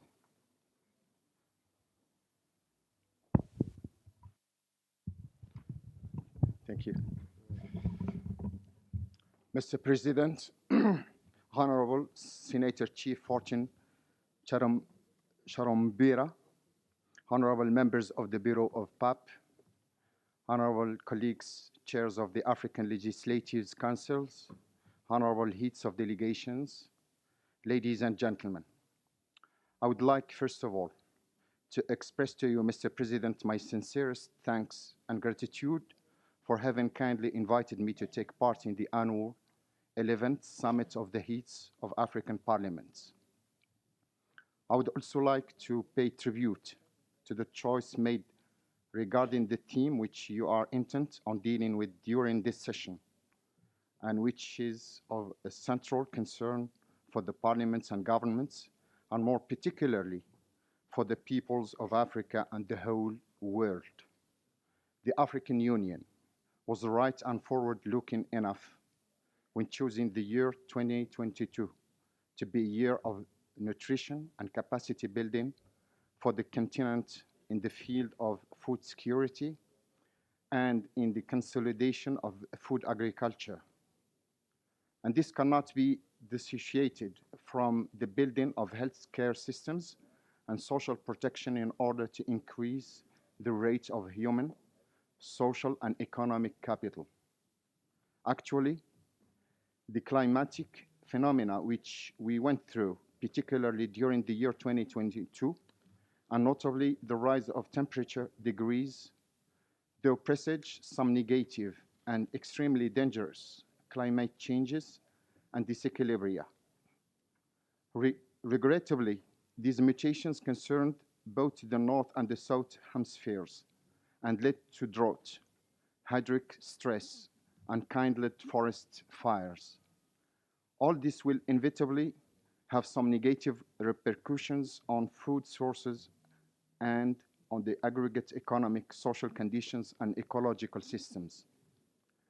Next to the aforementioned phenomena, the world economy has been faced with the disastrous repercussions of the spread of COVID-19.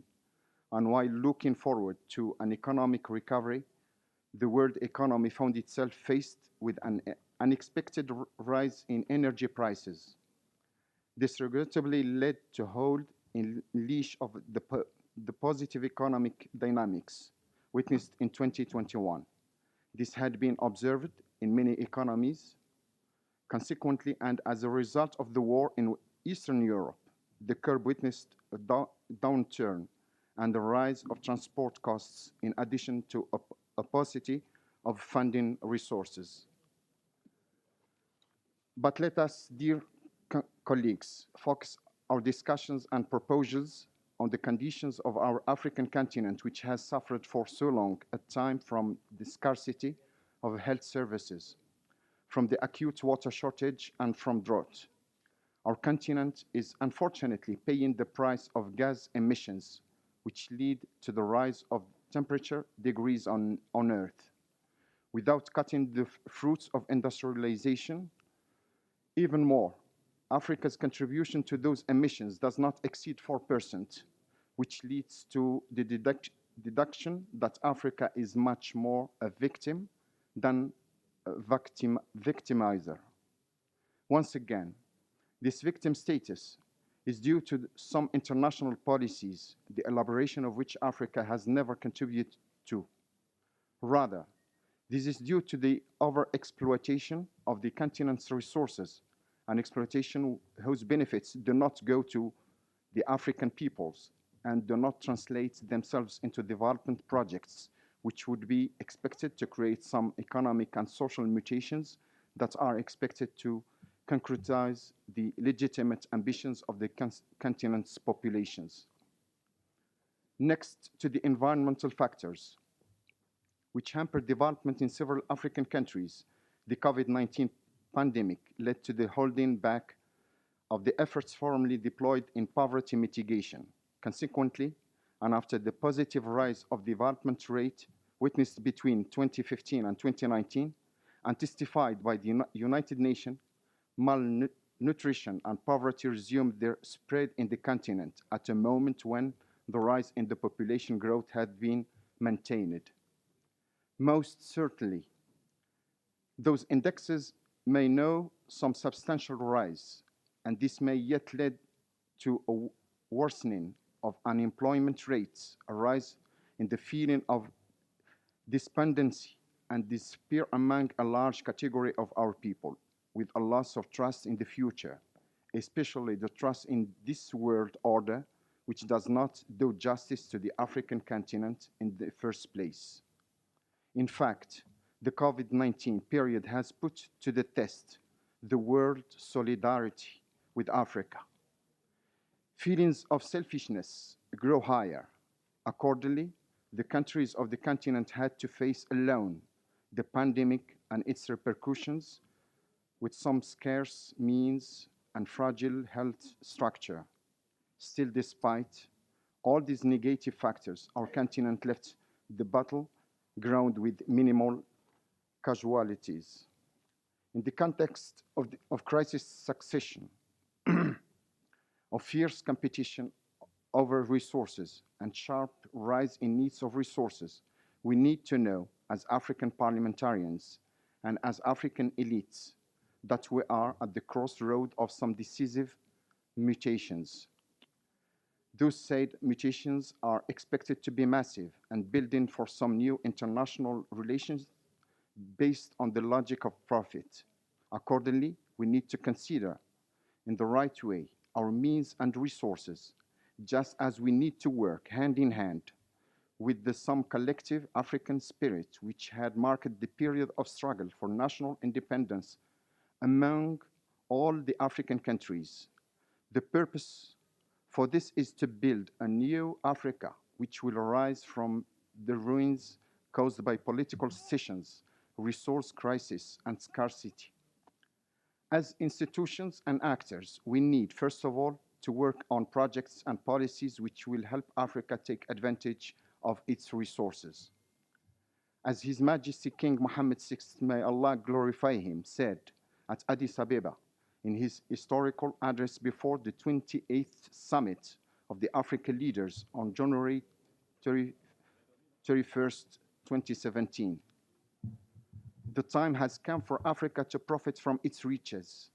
After decades of looting the resources of the African lands, it is now necessary to create a new period of prosperity. End of quote.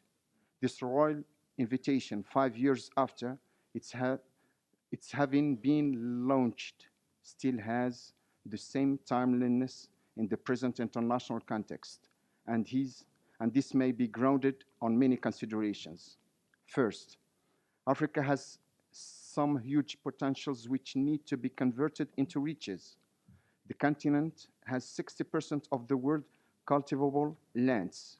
Doubtless, the optimal, modern, and sustainable exploitation of these lands will provide food for the inhabitants of the continent and for a huge part of the world population. With respect to this, there is no need to remind anyone of the importance of food in the international present or future challenges. Second, our continent abounds in fishery resources which some 13 million square kilometers of African sea depth and 6.5 million square kilometers of African continental shelf which overflow with some huge resources. On the other hand, the 26,000 kilometers of the African coastline may constitute a field for some gigantic activities, continental and international trade exchanges, which may prove to be both massive and beneficial. Most certainly, we shall not diverge when it comes to the considerations of these sea possibilities concerning the production of wealth, the provision of food, and the creation of job opportunities. To this shall be added the process of development, especially when we take into consideration the fact that oceans contribute by 50% to the world food supply, in addition to their being a means of communication and world trade. Third, more than that, our continent also hosts young human resources, which, if receiving the right kind of training, may contribute to the conversion of these potentials into attractive resources of wealth. This, in turn, will be made into resources of stability and hope in the face of frustration and the desire of migrating abroad, which are both nurtured by despair and unemployment. Four, this way, our countries will be able to develop a sustainable agriculture thanks to the huge water resources available in many of our countries, provided that the said resources be rationally mobilized, soundly and diligently utilized. Once again, I shall recall with you the international water challenge to be faced during the 21st century. Mr. Chairperson, dear colleagues, by going back to the climatic disequilibria and with the rise of the energy source prices, we too need to sense the importance of clean energy sources which our continent overflows with and which obviously need technology and funding. In this context, world solidarity and international cooperation become at stake, especially in Africa. Concerning health services in Africa, please allow me to recall the fact that the COVID-19 pandemic has given rise to some selfish tendencies on the part of some rich and technologically advanced countries. To that effect, we have experienced and gone through the monopoly by some sources of vaccine technology and means of protection as well as medical equipment. Should there be some reaction to come up with and lessons to draw from this context, we should say that efforts should be to the settings of cooperation system between the African countries.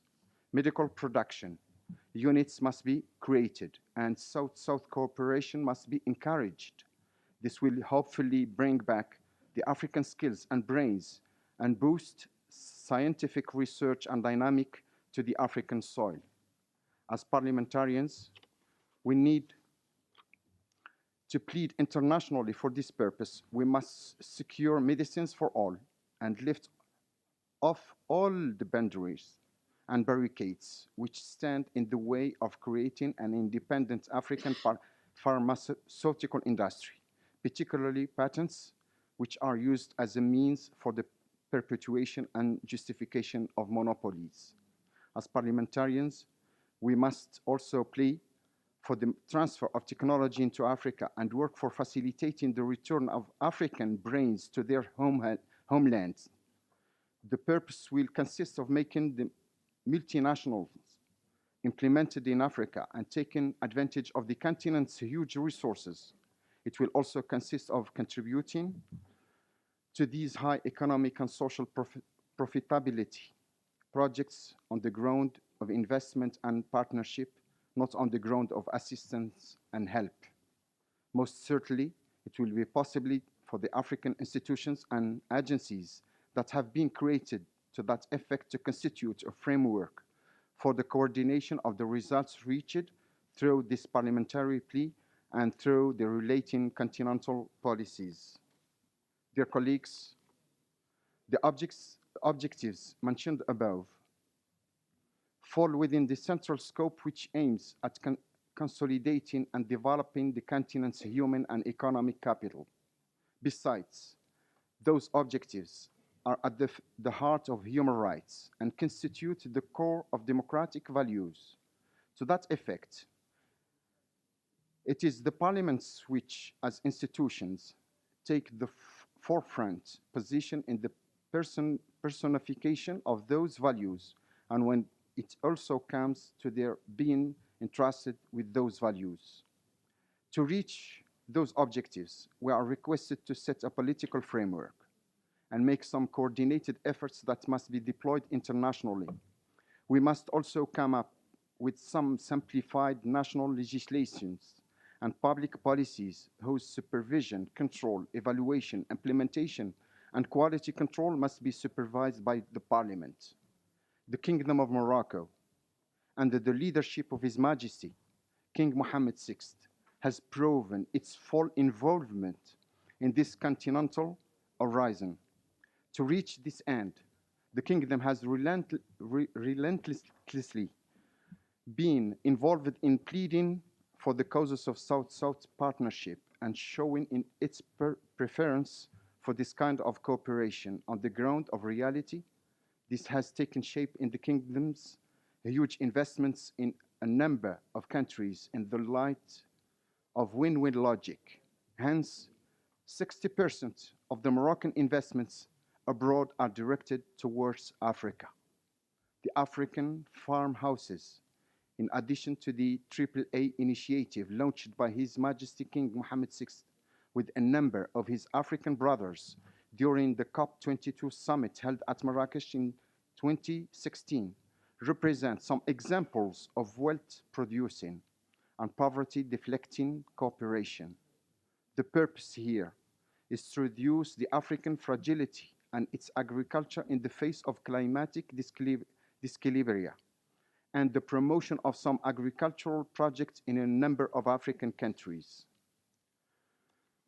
The OCP, l'Office chérifien des phosphates, can today be considered as an African leader in the field of fertilizing, developing, and condensing African agriculture. It is presently in the process of supporting the development of agriculture in several African countries.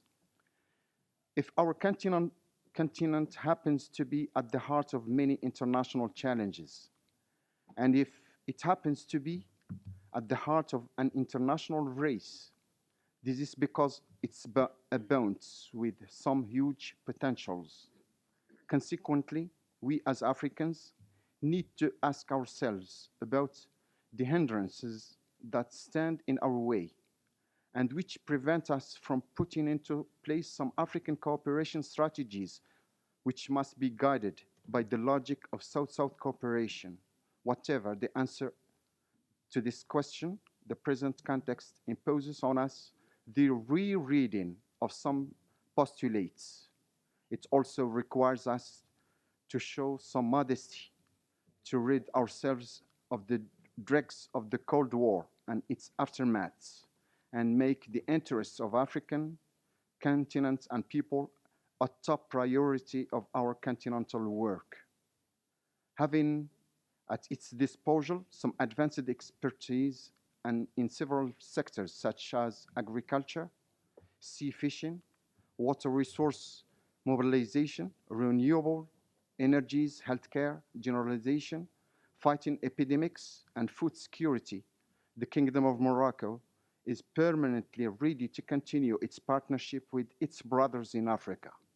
It does this on the basis of the belief of common gain and interest, and on the basis of the respect of the brothers' choices, institutions, sovereignty, and territorial integrity.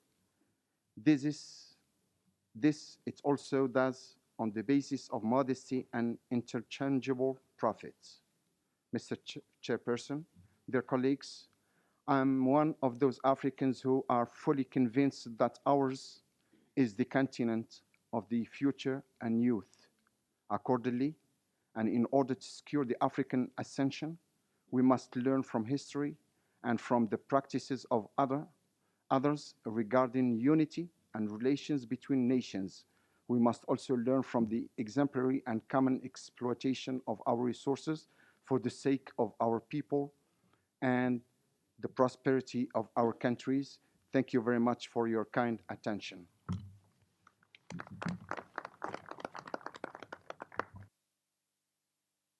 Thank you. Next speaker will be Honorable Abdinasser Ahmoud from Algeria. You have the floor.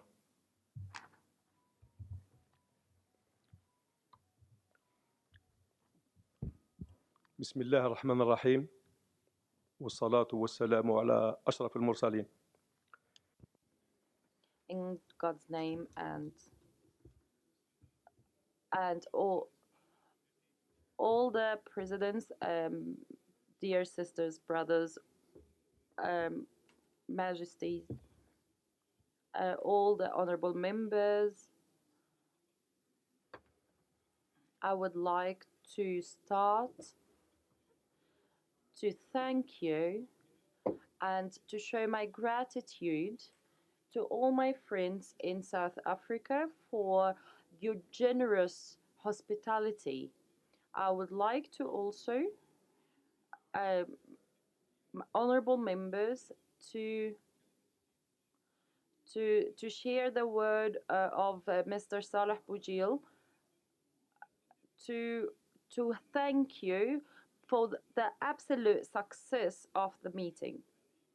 We would, in Algeria, we would like to congratulate Madam Chief Shamrila for leading the parliament and with the new cabinet.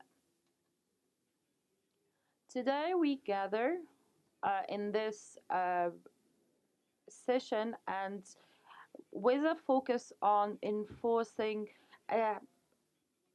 the food resources and human resources, along with the economical support. In this way, it is the slogan for the Parliament in 2022 to work with these agendas. It is very important to focus on our people and our citizens. It is also important that food security is important, and it has to do with our work in Africa. And food security will ensure the longer and more prolonged success and safety. Africa has a lot of resources, financial and human resources, that we can use the resources. Africa has the ecology, the environment, and the water resources that we can use. However, we still face a lot of economical difficulties. Therefore, Algeria has the counseling powers to support our agendas. These priorities that we work together are national priorities. We have now a seed bank, a corpse bank, in Algeria. We opened this bank in the past August, and this will set an example in Africa.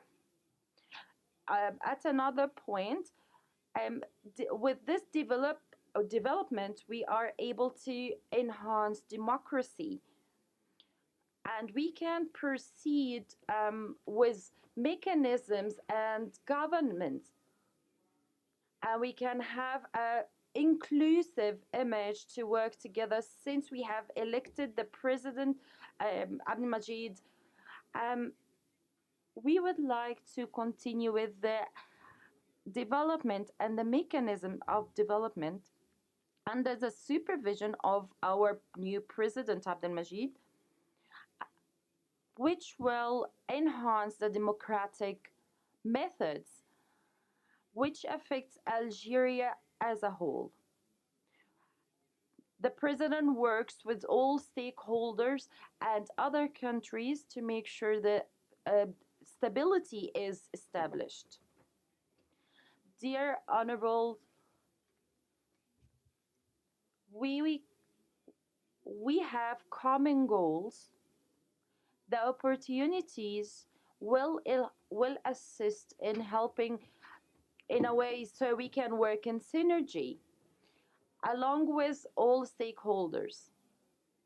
We will follow our agendas and national agendas so we can help other governments and our government. Therefore, we can say that the mutual collaboration between the national parliaments and for all our countries will synchronize in a way to face all the challenges and the current challenges, especially with food security.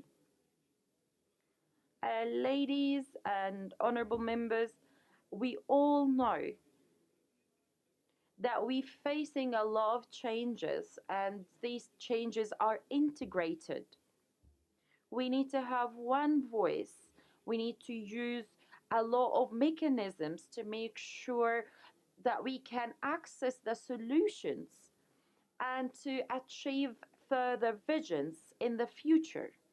We also believe that the future of Africa has to be regulated, and we have to avoid discrimination. There has to be freedom of choice, and we need to face the Cold War. That's why Algeria believes that Africa faced the colony and defeated the colony. Now we only follow our African leaders, and we need to enhance the trade sector. We need to work together. We also believe that Africa will be able to achieve further in the future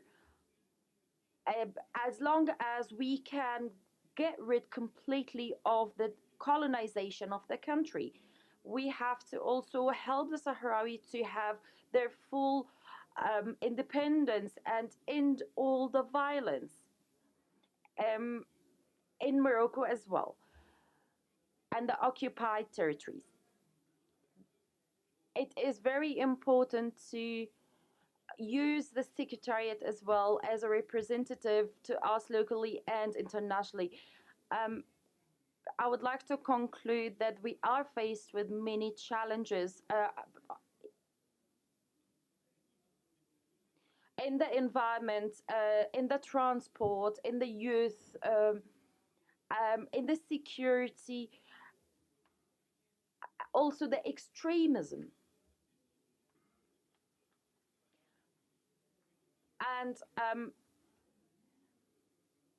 And all the illegal trades across the borders.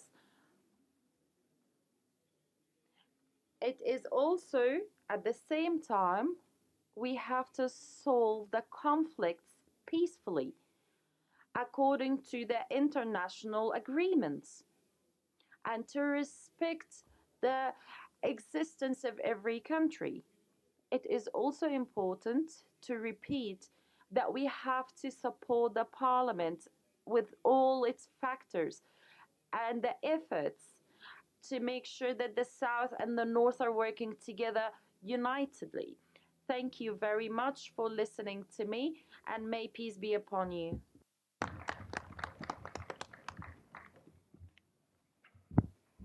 Thank you, Honorable Speaker.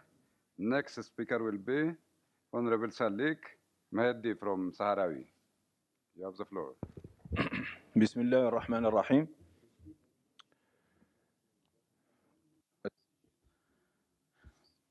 Honorable Chair, President of the Pan-African Parliament, Chair Mbira, the speakers of the African Parliament, honorable members, and honorable Secretary Generals of the Parliament, and the honorable attendees. I came here to bring the greetings of your brother and your colleague, Hamma Salama, the President of the Sahrawi National Council, who was not able to attend this meeting because of other situations, but he asked me to bring to you his greetings and his wishes of success for this meeting, and he believes that this meeting will come up with the aspired goals that we are look for in order to integrate our continent, and which will help in the prosperity of our continent. I would like to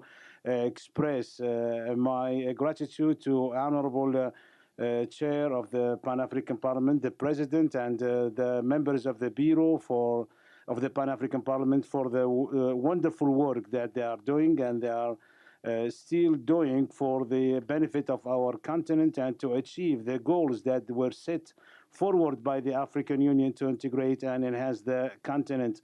The Pan-African Parliament is the pearl that beautifies the African house, where all the African representatives from 55 countries are to meet from all the political orientations in order to reflect the diversity of our continent and the different cultures of our continent, but they meet to say that it's one continent that respects the Charter of the African Union, which was written down by the founding fathers, putting forward the principles like respect for freedom and autodetermination and respect of the inherited boundaries from the colonialism.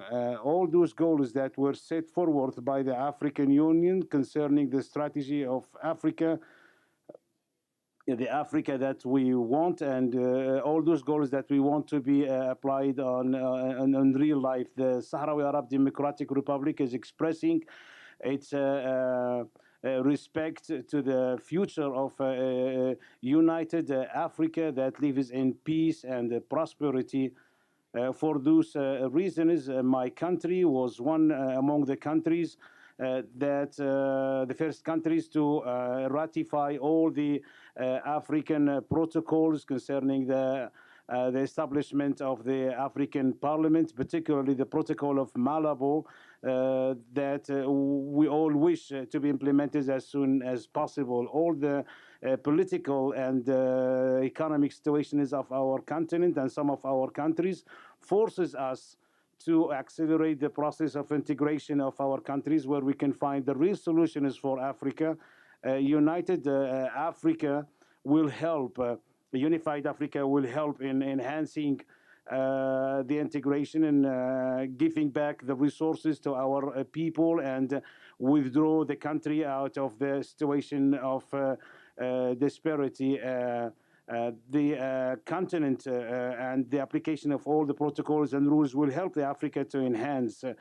The Pan-African Parliament should be the mirror that reflects the development of our country and materializes all the advancements that took place and which our countries and our people are looking for. Therefore, we would like to thank the efforts that took place in the last Pan-African Parliament session, where we saw the rotation principle being applied, whereby there was a reflection of equality for Africans, where we can apply one Africa, one voice. Here, I would like to withdraw the attention that the Sahrawi Arab Democratic Republic, one of the founding members of our continental organization, believing in the obligations and the responsibilities, is present in all the efforts that are being taken in order to solve the issue of Western Sahara conflict in accordance with international law as one of the latest colonies in Africa, taking into consideration that Sahrawi Arab Democratic Republic and Morocco that occupies part of the Sahrawi Arab Democratic Republic. Both countries are members of the African Union. We cannot deny that we are not still suffering, all of us, from the COVID pandemic, and the pandemic is still affecting the levels of poverty and unemployment. Africa is registering big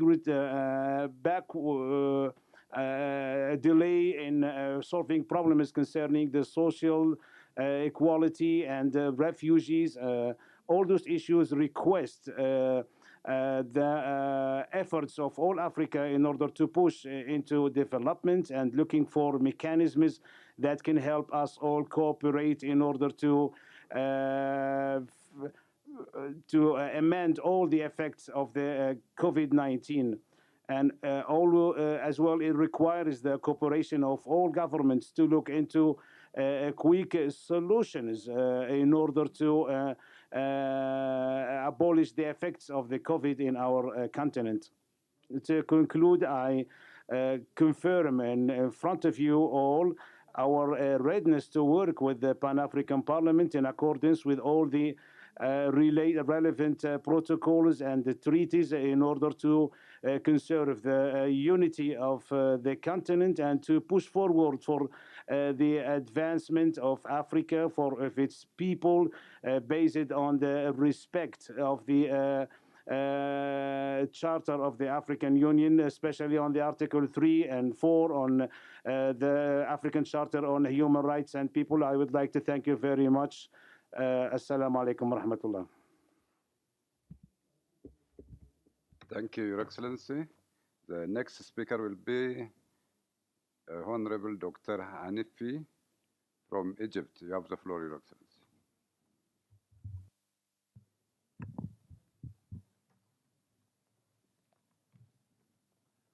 معالي السيد فورتشون شارمبيرا رئيس Honorable Fortune Charumbira, President of the Pan-African Parliament, Honorable Speakers of the Parliament, Excellencies, members of the delegations who are present at this meeting, I would like to say at the beginning of my words the gratitude of me and my country to be part of this Pan-African meeting, which materializes a high-level meeting of all African countries in order to exchange ideas and expertise concerning the situations of our great continent. And this represents a place for us in order to realize the integration of our continent. Permit me in this occasion to convey to you the greetings of your brothers in the Parliament, People's Representative Assembly.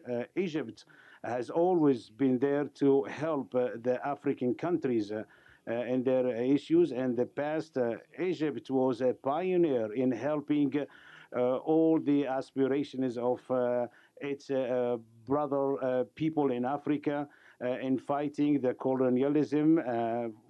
Egypt fought with African countries to gain their independence. Once they got the independence, Egypt kept supporting all the issues of the African continent. Egypt took the responsibility to defend its African continent in all international fora.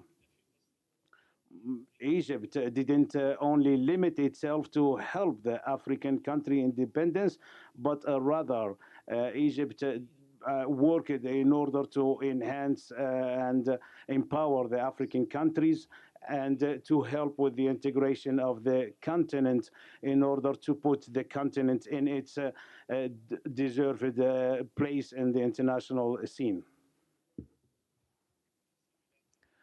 My honorable colleagues, ladies and gentlemen, this session is taking place facing many challenges on many levels. The international community is suffering from simultaneous challenges that are affecting stability and security.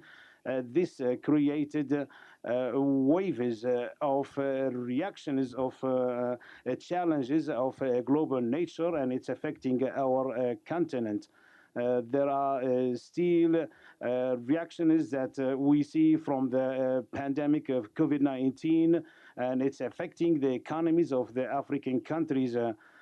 We see that there are effects of the pandemic that withdrawing countries back decades in their development.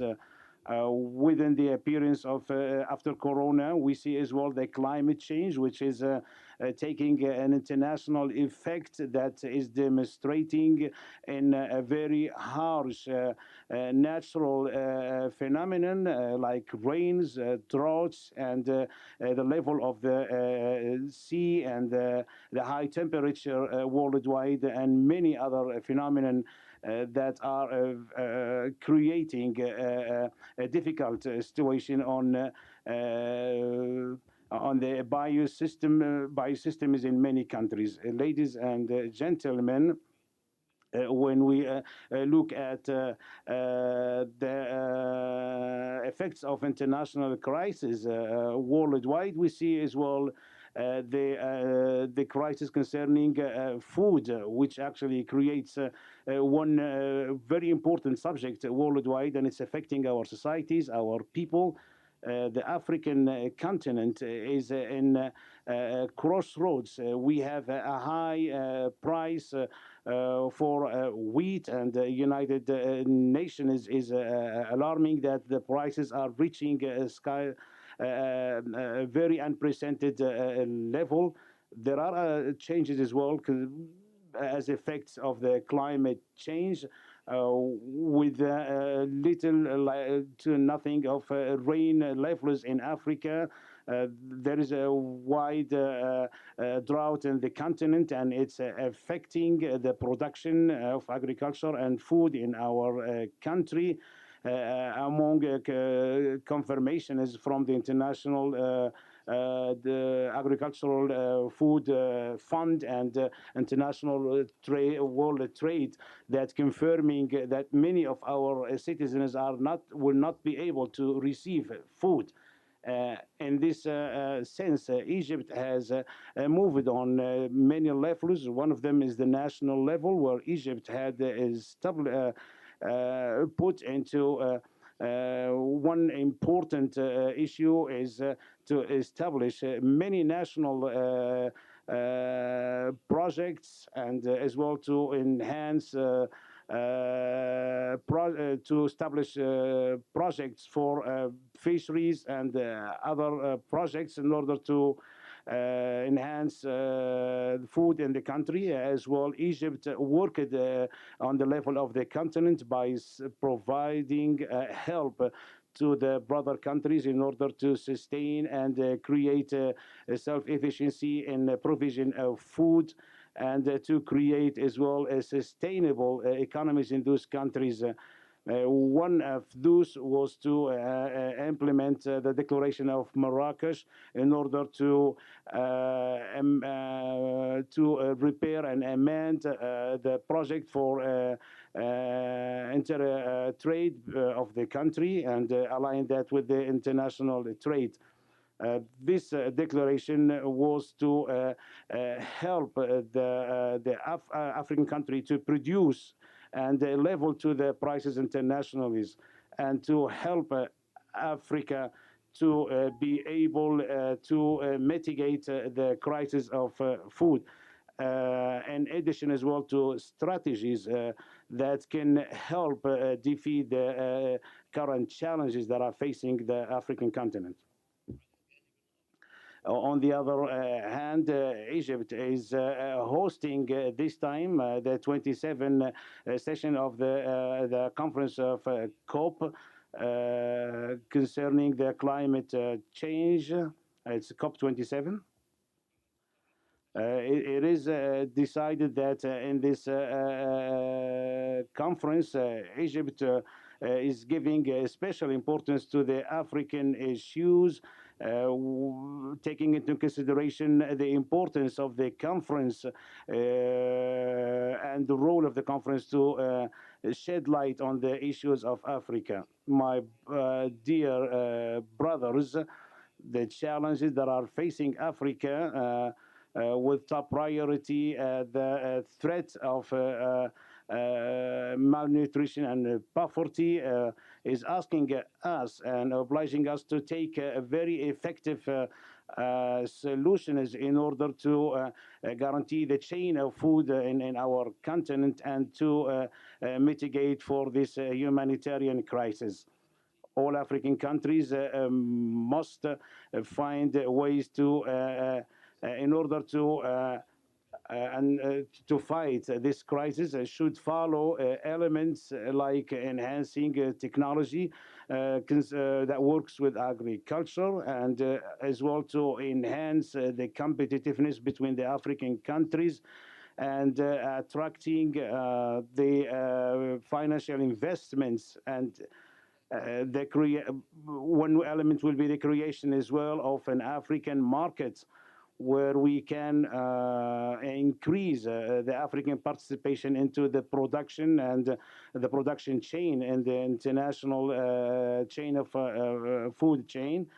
And this will help to mitigate the effects of the current economic crisis. We actually appeal to the international communities and to all who are involved in order to take the responsibility to help with the packages of support in order to encourage the investment that's helping with the food security in the country. I am sure that our honorable distinguished Pan-African Parliament can exercise a push in order to reach the integration of our continent and help us to face the challenges that are known by our countries through the enhancement of the agricultural and systems and those systems related to health and economy in order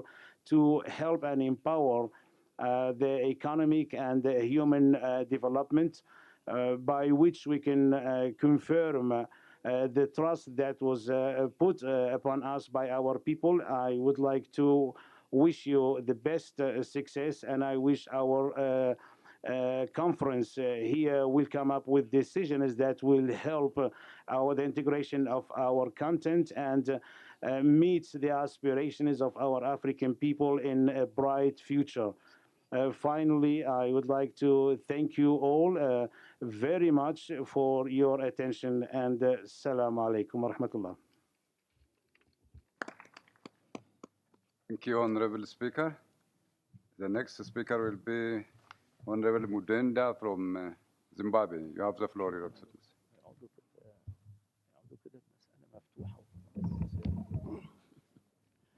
Thank you very much, Chair. First of all, I would like to express my delegation's gratitude to the host country and the Bureau for putting in place the necessary logistics to enable us to be here and participate as delegates to this very critical Pan-African Assembly. moderator and chair, let me take this opportunity to express my profound gratitude to all honorable speakers from the continent, the majority of whom I met personally, others I met through Zoom when we were campaigning for Honorable His Excellency Chief Charumbira to be our PAP president. I want to say thank you to all of you.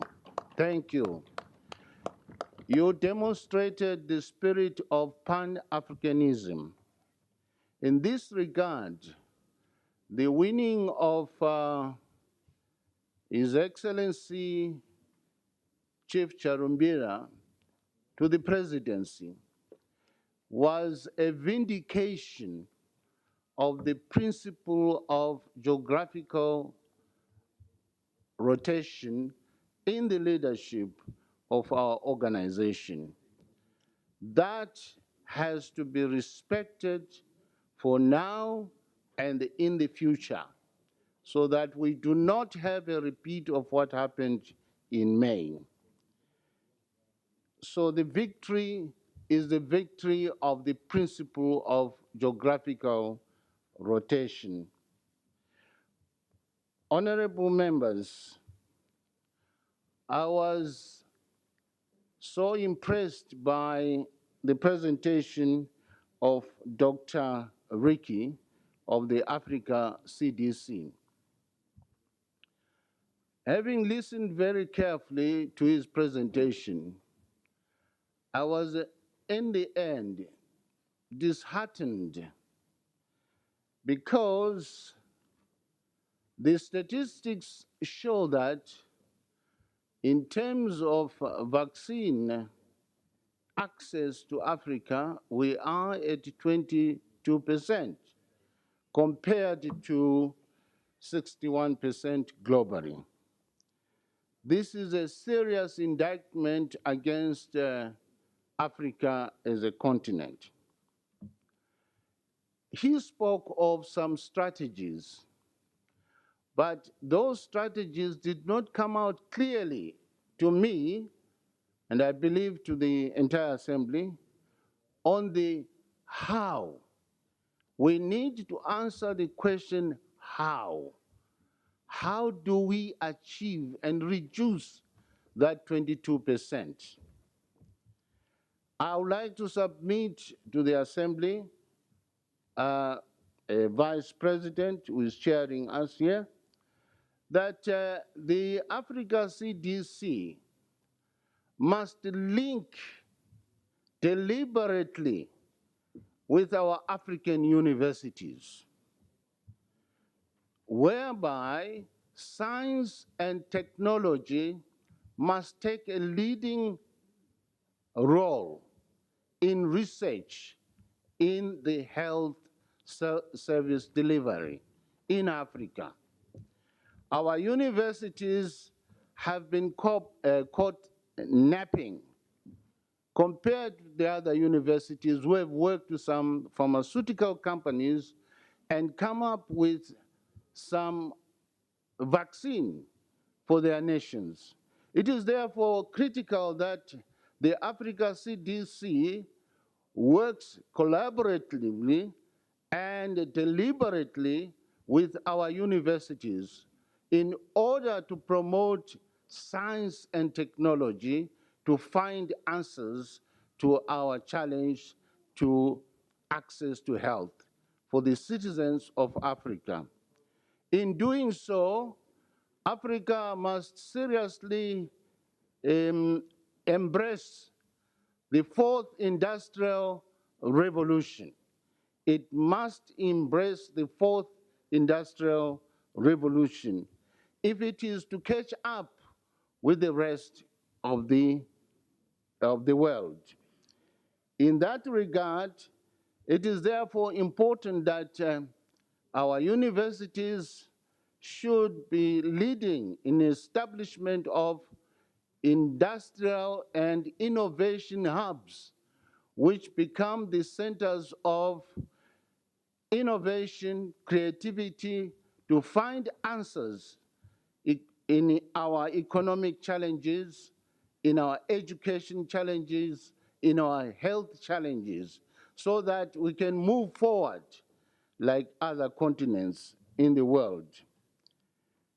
It is also a serious indictment that Africa, with its rich resources, only contributes not more than 3% of the global GDP, only 3%.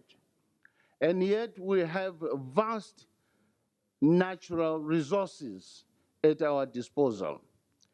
Now, why we are lagging behind, therefore, we should ensure that our natural resources come under the ambit of science and technology insofar as we have to beneficiate these resources, value add these resources, so that we gain maximum retain.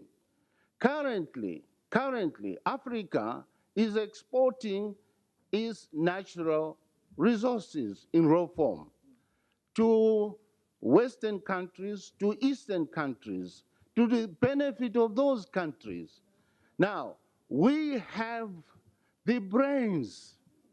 We have the brains. Our brains are not less in capacity compared to the brains of other nations. Our major problem, I think, also is that we seem to have adopted the victimhood mentality. We are sufferers. We want to remain sufferers and always blame our lack of accelerated development on the colonial master of yesterday. I was happy to hear Egypt indicating that we worked together with countries like Egypt in the forefront, Ghana, Tanzania, Ethiopia, and we came together led by the spirit of Pan-Africanism. That was our language, and formed the Organization of African Unity. That spirit of Pan-Africanism must be recaptured. It has to be recaptured in a similar fashion like we did when we were fighting for our independence. We put our heads together and said, we are going to defeat colonialism. And indeed, we have defeated colonialism. And indeed, we need now to put our heads together under the spirit of Pan-Africanism in order to face our economic challenges. These challenges must be turned to opportunities. We can do it. We can do it in as much as we did it when we were fighting for our independence. Relatedly, we need to look at domestic resource mobilization. Domestic resource mobilization is critical if we are to make a wide jump in our economic recovery, especially after COVID-19. While we do so, we need to be conscious of what seems to be going to be a permanent challenge of the impact of climate change, which has, in most cases, destabilized our national gross domestic product. In this regard, therefore, it is necessary, it is an imperative that our national parliaments come up with legislation that promotes domestic and foreign investment in our countries, in our respective countries, so that there is ease of doing business within Africa, within our given national states. It is therefore gratifying that our president, His Excellency Chief Charumbira, has called for the rebranding of the Pan-African Parliament. Let us have the spirit of nature. Look at the trees.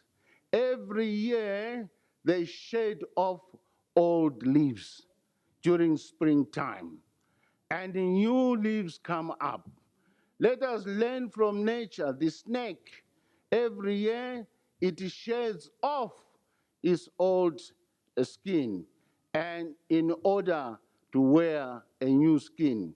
It is very critical, therefore, that we remain united under the leadership of our president of the Pan-African Parliament to rebrand this organization so that it has an impact in turning around the fortunes of the African continent with one voice. I thank you.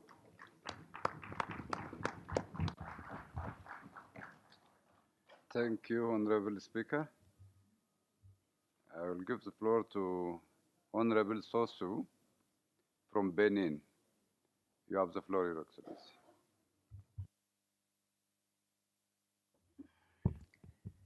Merci. Thank you.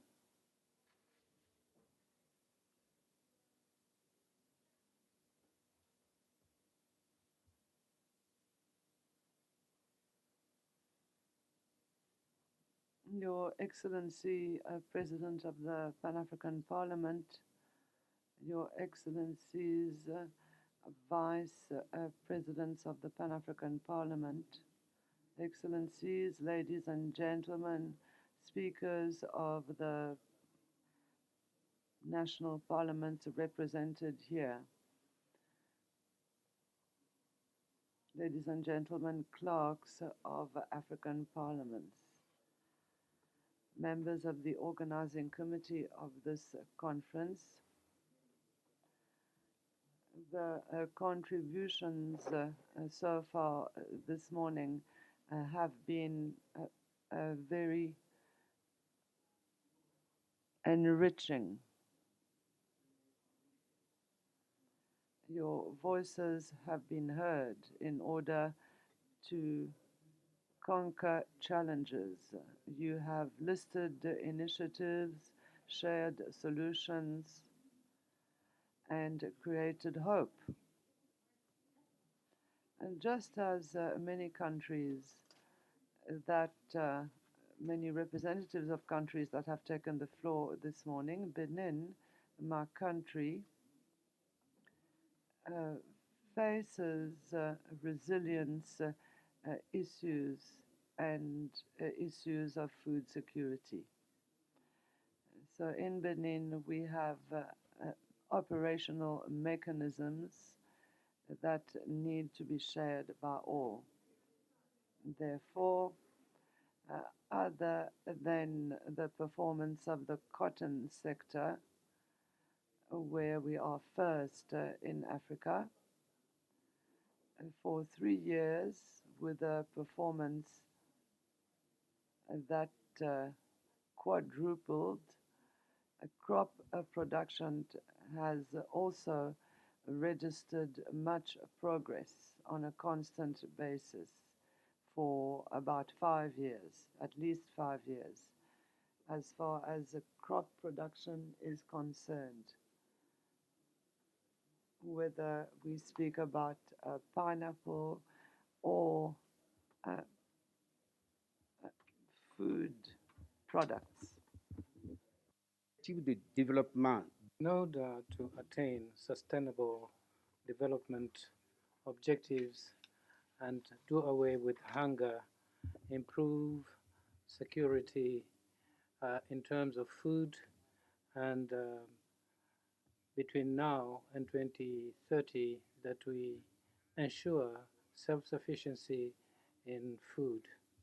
So my government has initiated a number of programs designed to improve agriculture between now and 2026 so that we can optimize the improvement of arable land and attract investment in the agro industry nationally and internationally. The parliament of my country is going along with this revolutionary thrust, and this is why the National Assembly of Benin voted unanimously on the 21st of July a law that has got the tenets of agriculture better explained and to ensure that these are properly implemented. I have no desire to go into enumerating the pros and cons of this law, but what we want to do is to ensure food security by involving the people and the government. And to a certain degree, we also want to make sure that national collectivities are involved and take their responsibilities. And the principle of disbursing the required funding so that we are able to anticipate and prevent natural catastrophes, and also by making sure that we have a fiscal program that gives leeway to those who work in the agricultural sector, and also we are able to fight against phytosanitary problems and improve access to insurance for agricultural projects which have been co-sponsored by the state, so that we secure and we make sure that agriculture is sustainable and is a major factor in improving production. This law would have set the timetable for the realization of the ambitions that are shared by all the key actors in our country, as well as the other economic actors, social actors, and producers themselves. You would understand, therefore, that the Benin Parliament is quite happy to be here with you as we discuss the various ways and means of exchanging good practices among our parliaments through agro-industrial systems and by building the capacity of the essential tenets of economic development, thus accelerating the development of human capital and as well as social and economic ones. The Pan-African Parliament, by calling and hosting this conference, I think has helped us to put together the experiences thus acquired and the projects which have been put into place continentally so that we can tackle the various challenges, social or otherwise, so that we can then overcome hunger. And in so doing, we would like to say thank you to the Pan-African Parliament for this initiative. Thank you very much for your kind attention.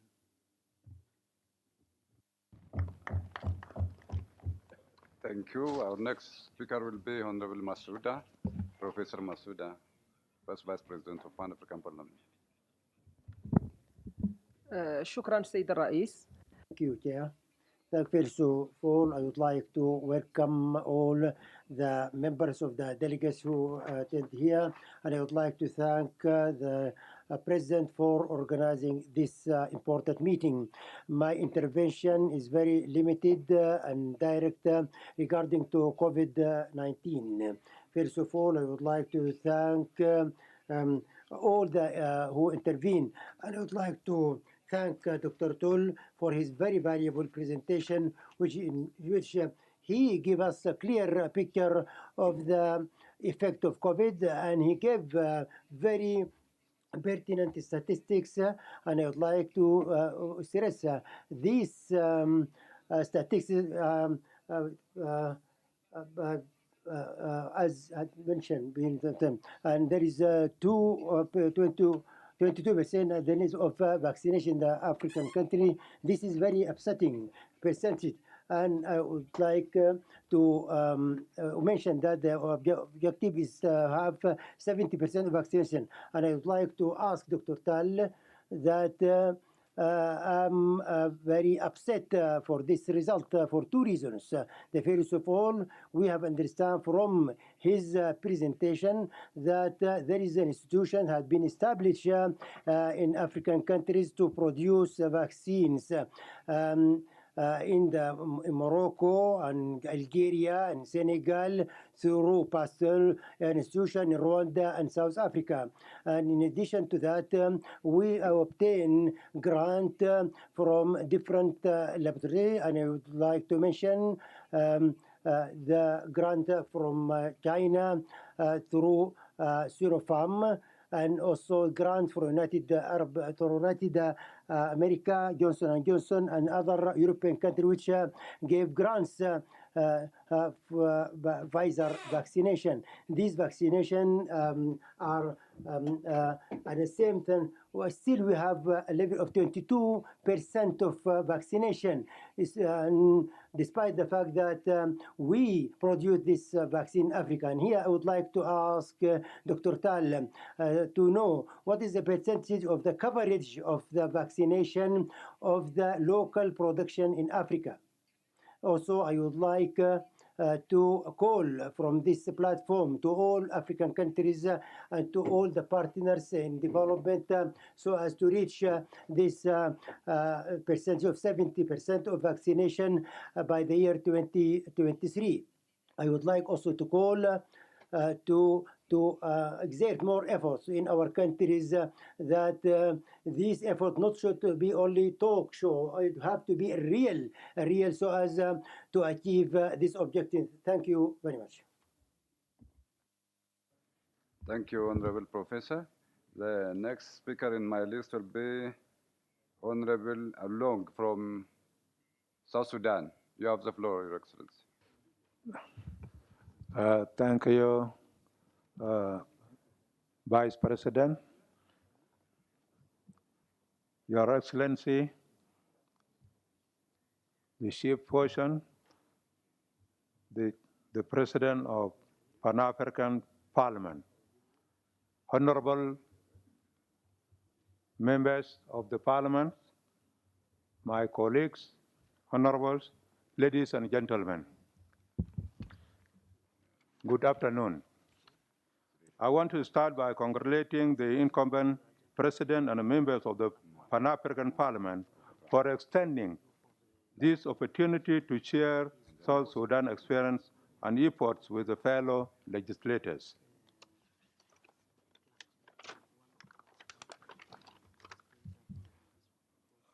To strengthen food system, health and nutrition outcomes, social protection and resilience. When health and food security has a risk, everything is at stake. And the COVID-19 as a global pandemic has demonstrated that health and economy are intimately integrated and interdependent. That is why it is critical to embrace on food system approach to designate food and nutrition security strategies and policies. Climate and man-made disasters have taken a terrible toll on our families, communities, and economy. The impact of the health, food security, and nutrition are already felt in severe parts of our country and economy.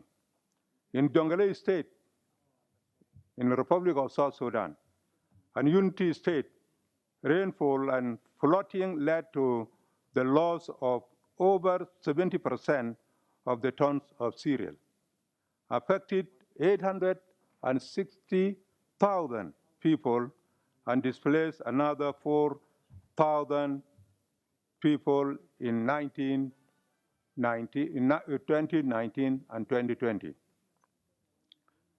In 9 out of 19 of 10 states, farming communities harvest only 50% less cereal, vegetables, and 2020, and then in 19 and 2019.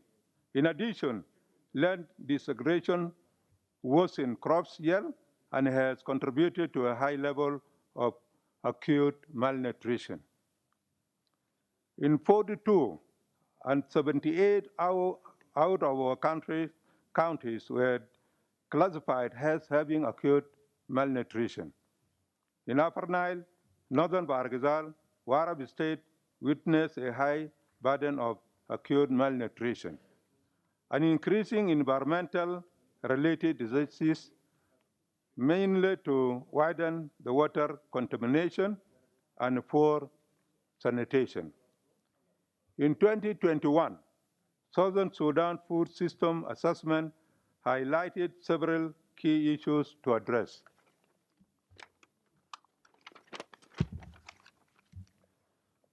Despite the country's agricultural potential, the grain deficit has been widened recently. Food imports and food aid eventually fell the production gap, and this severely affected food production and the entire food system from farm gate to continue and to consumers. Number two, the low public and private investment in the agriculture sector in one, budget allocation to the agriculture sector should reach 10% to enable rapid growth and investment in rural infrastructure, which is currently exposed to floods and farming, significant bottleneck to developing agriculture value chains. In particular, the investment in such, combined with institutional capacity and skills development to adopt innovation farming system usually yield food returns. The drivers of food insecurity and malnutrition are increasing accord in microeconomic management and fiscal policy. The executive or excessive inflation and exchanging rate policies have had the most significant direct impact on food insecurity in the Republic of South Sudan. And this has affected small-scale market link and food system activities that have traditionally been the source of cash income for producers and traders. Budget allocation in health and education must be significantly higher. The women experience a disproportionate negative impact of climate change. An inefficient food system, the economic opportunity for women are limited, often by the lack of recognition of protection of their rights and the traditional patriarch system. In addition, women experience severe impediments from the consequence of the conflict that we have in the Republic of South Sudan. The African indigenous plants are critical in nutrition. We must extend the research to the orphan crops such as millet, sorghum, cowpea, cassava, and safeguard their local markets. These crops are available to safeguard and to trade and ship consumer partners. But maintaining traditional crops will preserve plant genetic resources and our cultural heritage. It is also critical for global biodiversity. The Republic of South Sudan food system assessment also revealed two important things. It is not all challenges. There are also opportunities to address food security and nutrition. The agro-business is a vital and significant job multiplier that can contribute to economic stabilization, diversification, and employment for youth and women. To combat desertification would also require introducing different farming techniques to transform land we use systems in the various ecological zones to mitigate land degradation. Mitigate how forests are harvested and store oil drilling activities from polluting land and soils. However, this investment must be accompanied by legal and policy framework reforms to lower the cost of producing and distributing food. The Republic of South Sudan has developed a set of policies for agriculture and food security development at the sectoral level at 14 subsector policies.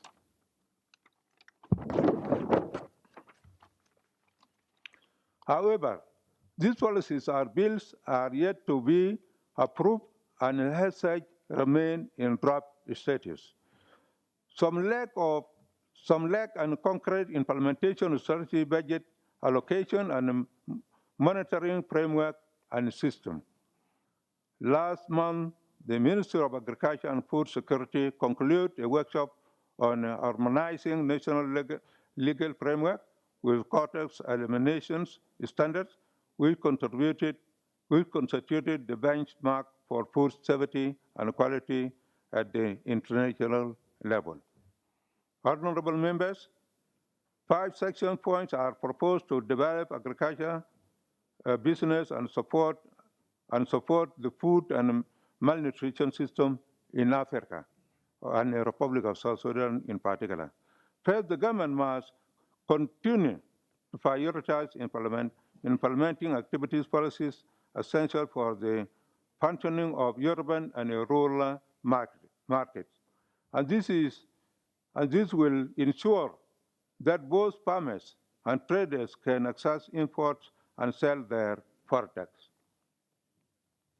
Secondly, the government must create an environment where food system actors and business have clearly linked along the value chains, from production, processing, market, ultimately consumption of our value chain is still very short. Thirdly, the government must encourage private investment and address the poor access to affordable finance and microfinance in rural areas, hampering the development of rural and urban markets.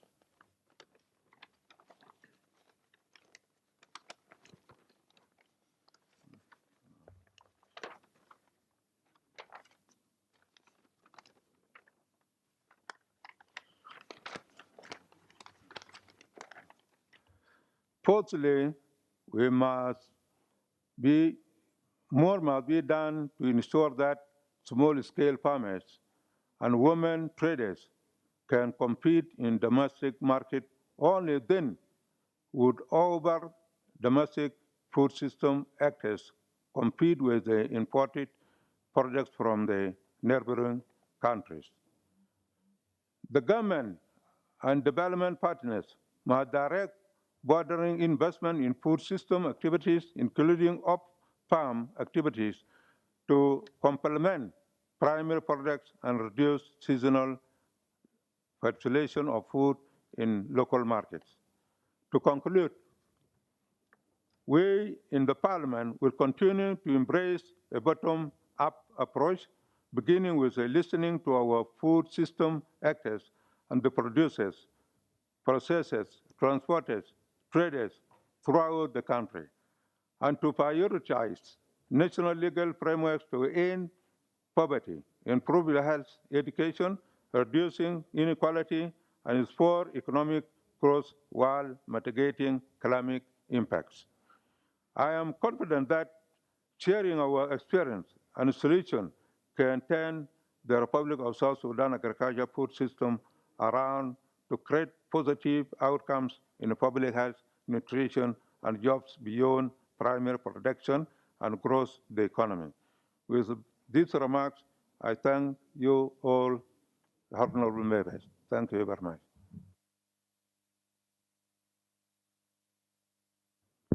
Thank you, Honorable. The next speaker will be the Speaker of National Parliament of Ghana, Honorable Andrew. You have the floor.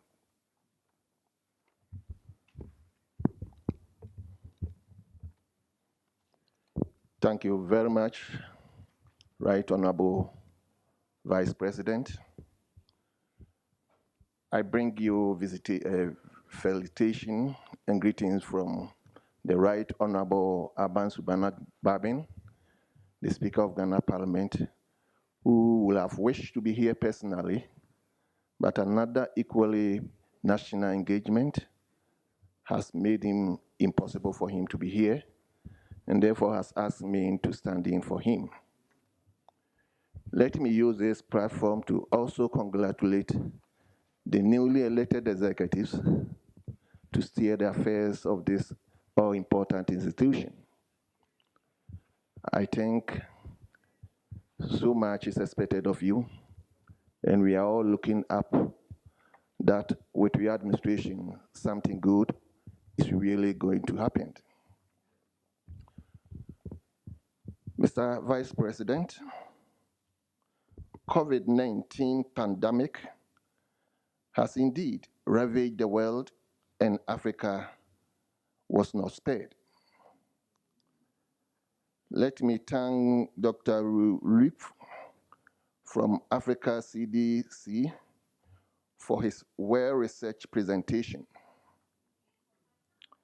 His presentation has indeed dovetailed into the activities of Ghana government responses to the post-COVID-19 pandemic, with strategies aimed to turn the crisis into opportunities.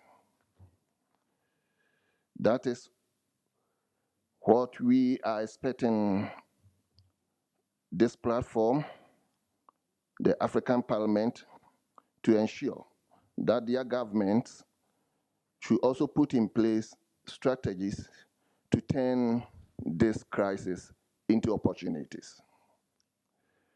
Ghana government is focusing in the following strategies: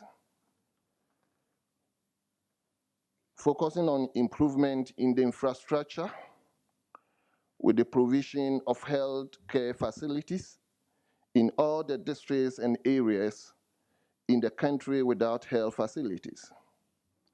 This is to ensure everyone will have access to health facilities when they need be.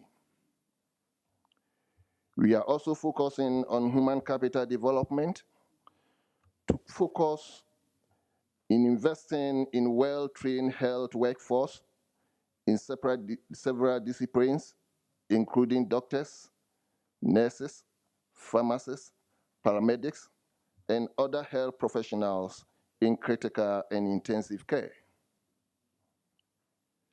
We are also focusing on domestic vaccine development and production to ensure vaccine self-sufficiency for health security. Indeed, the President of the Republic in February 2021 commissioned the Vaccine Manufacturing Committee and committed funds in 2021 media budget. And this strategy has been designed and it will be implemented in the short term, in the middle, and in the long term. We have already set up the local vaccine manufacturing plants to use fill, finish, and packaging to manufacturing COVID vaccines. We are to also strengthen research and development for vaccines in Ghana and to upgrade Ghana Food and Drugs Authority by setting up a lot of release systems. We are again establishing a technology transfer partnership with vaccine developers from other jurisdictions. Mr. Vice President, the COVID-19 pandemic took our health systems by surprise. In response to the crisis, a series of policy interventions to protect lives and livelihood has been put in place, and we want to take advantage on that by making Ghana health system to become self-reliant. I think that should be the focus of Africa. I thank you, and I thank all of you for your kind attention.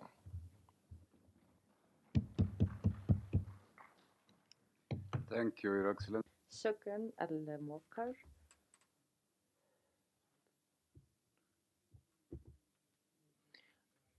لنلتزم بالوقت ولنستمر بعد الغداء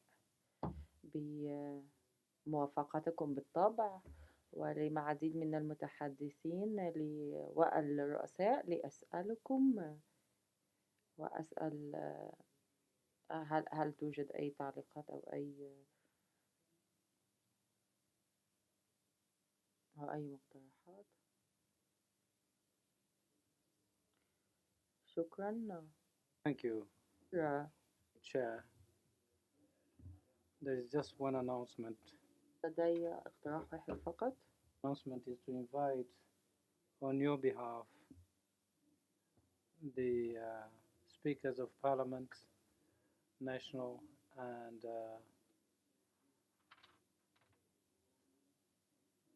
I think there are coupons, lunch coupons, which have been distributed, or rather they're outside.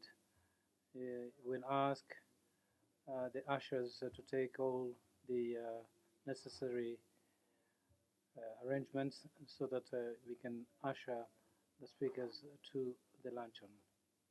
Thank you. My pleasure to announce that this House is adjourned up to 2 o'clock, and then we will resume our meeting at 2. I thank you.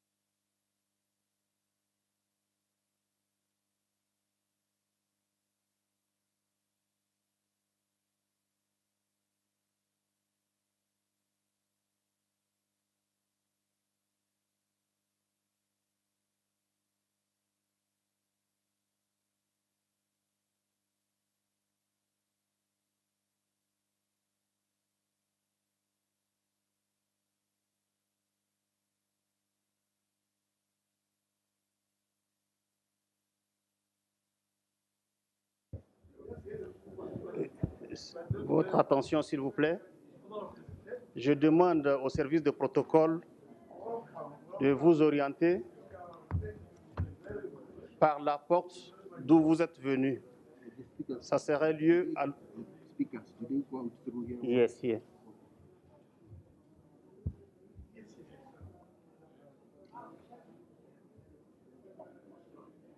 It's this side, please.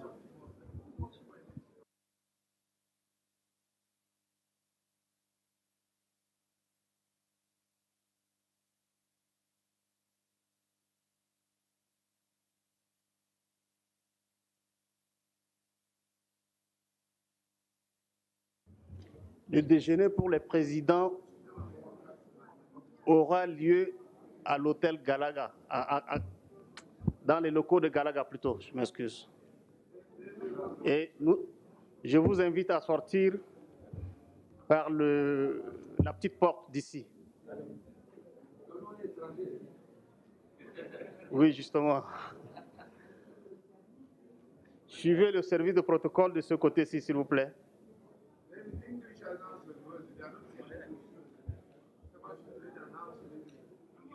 There is interpretation, I think. Yes, please. Please. Sorry?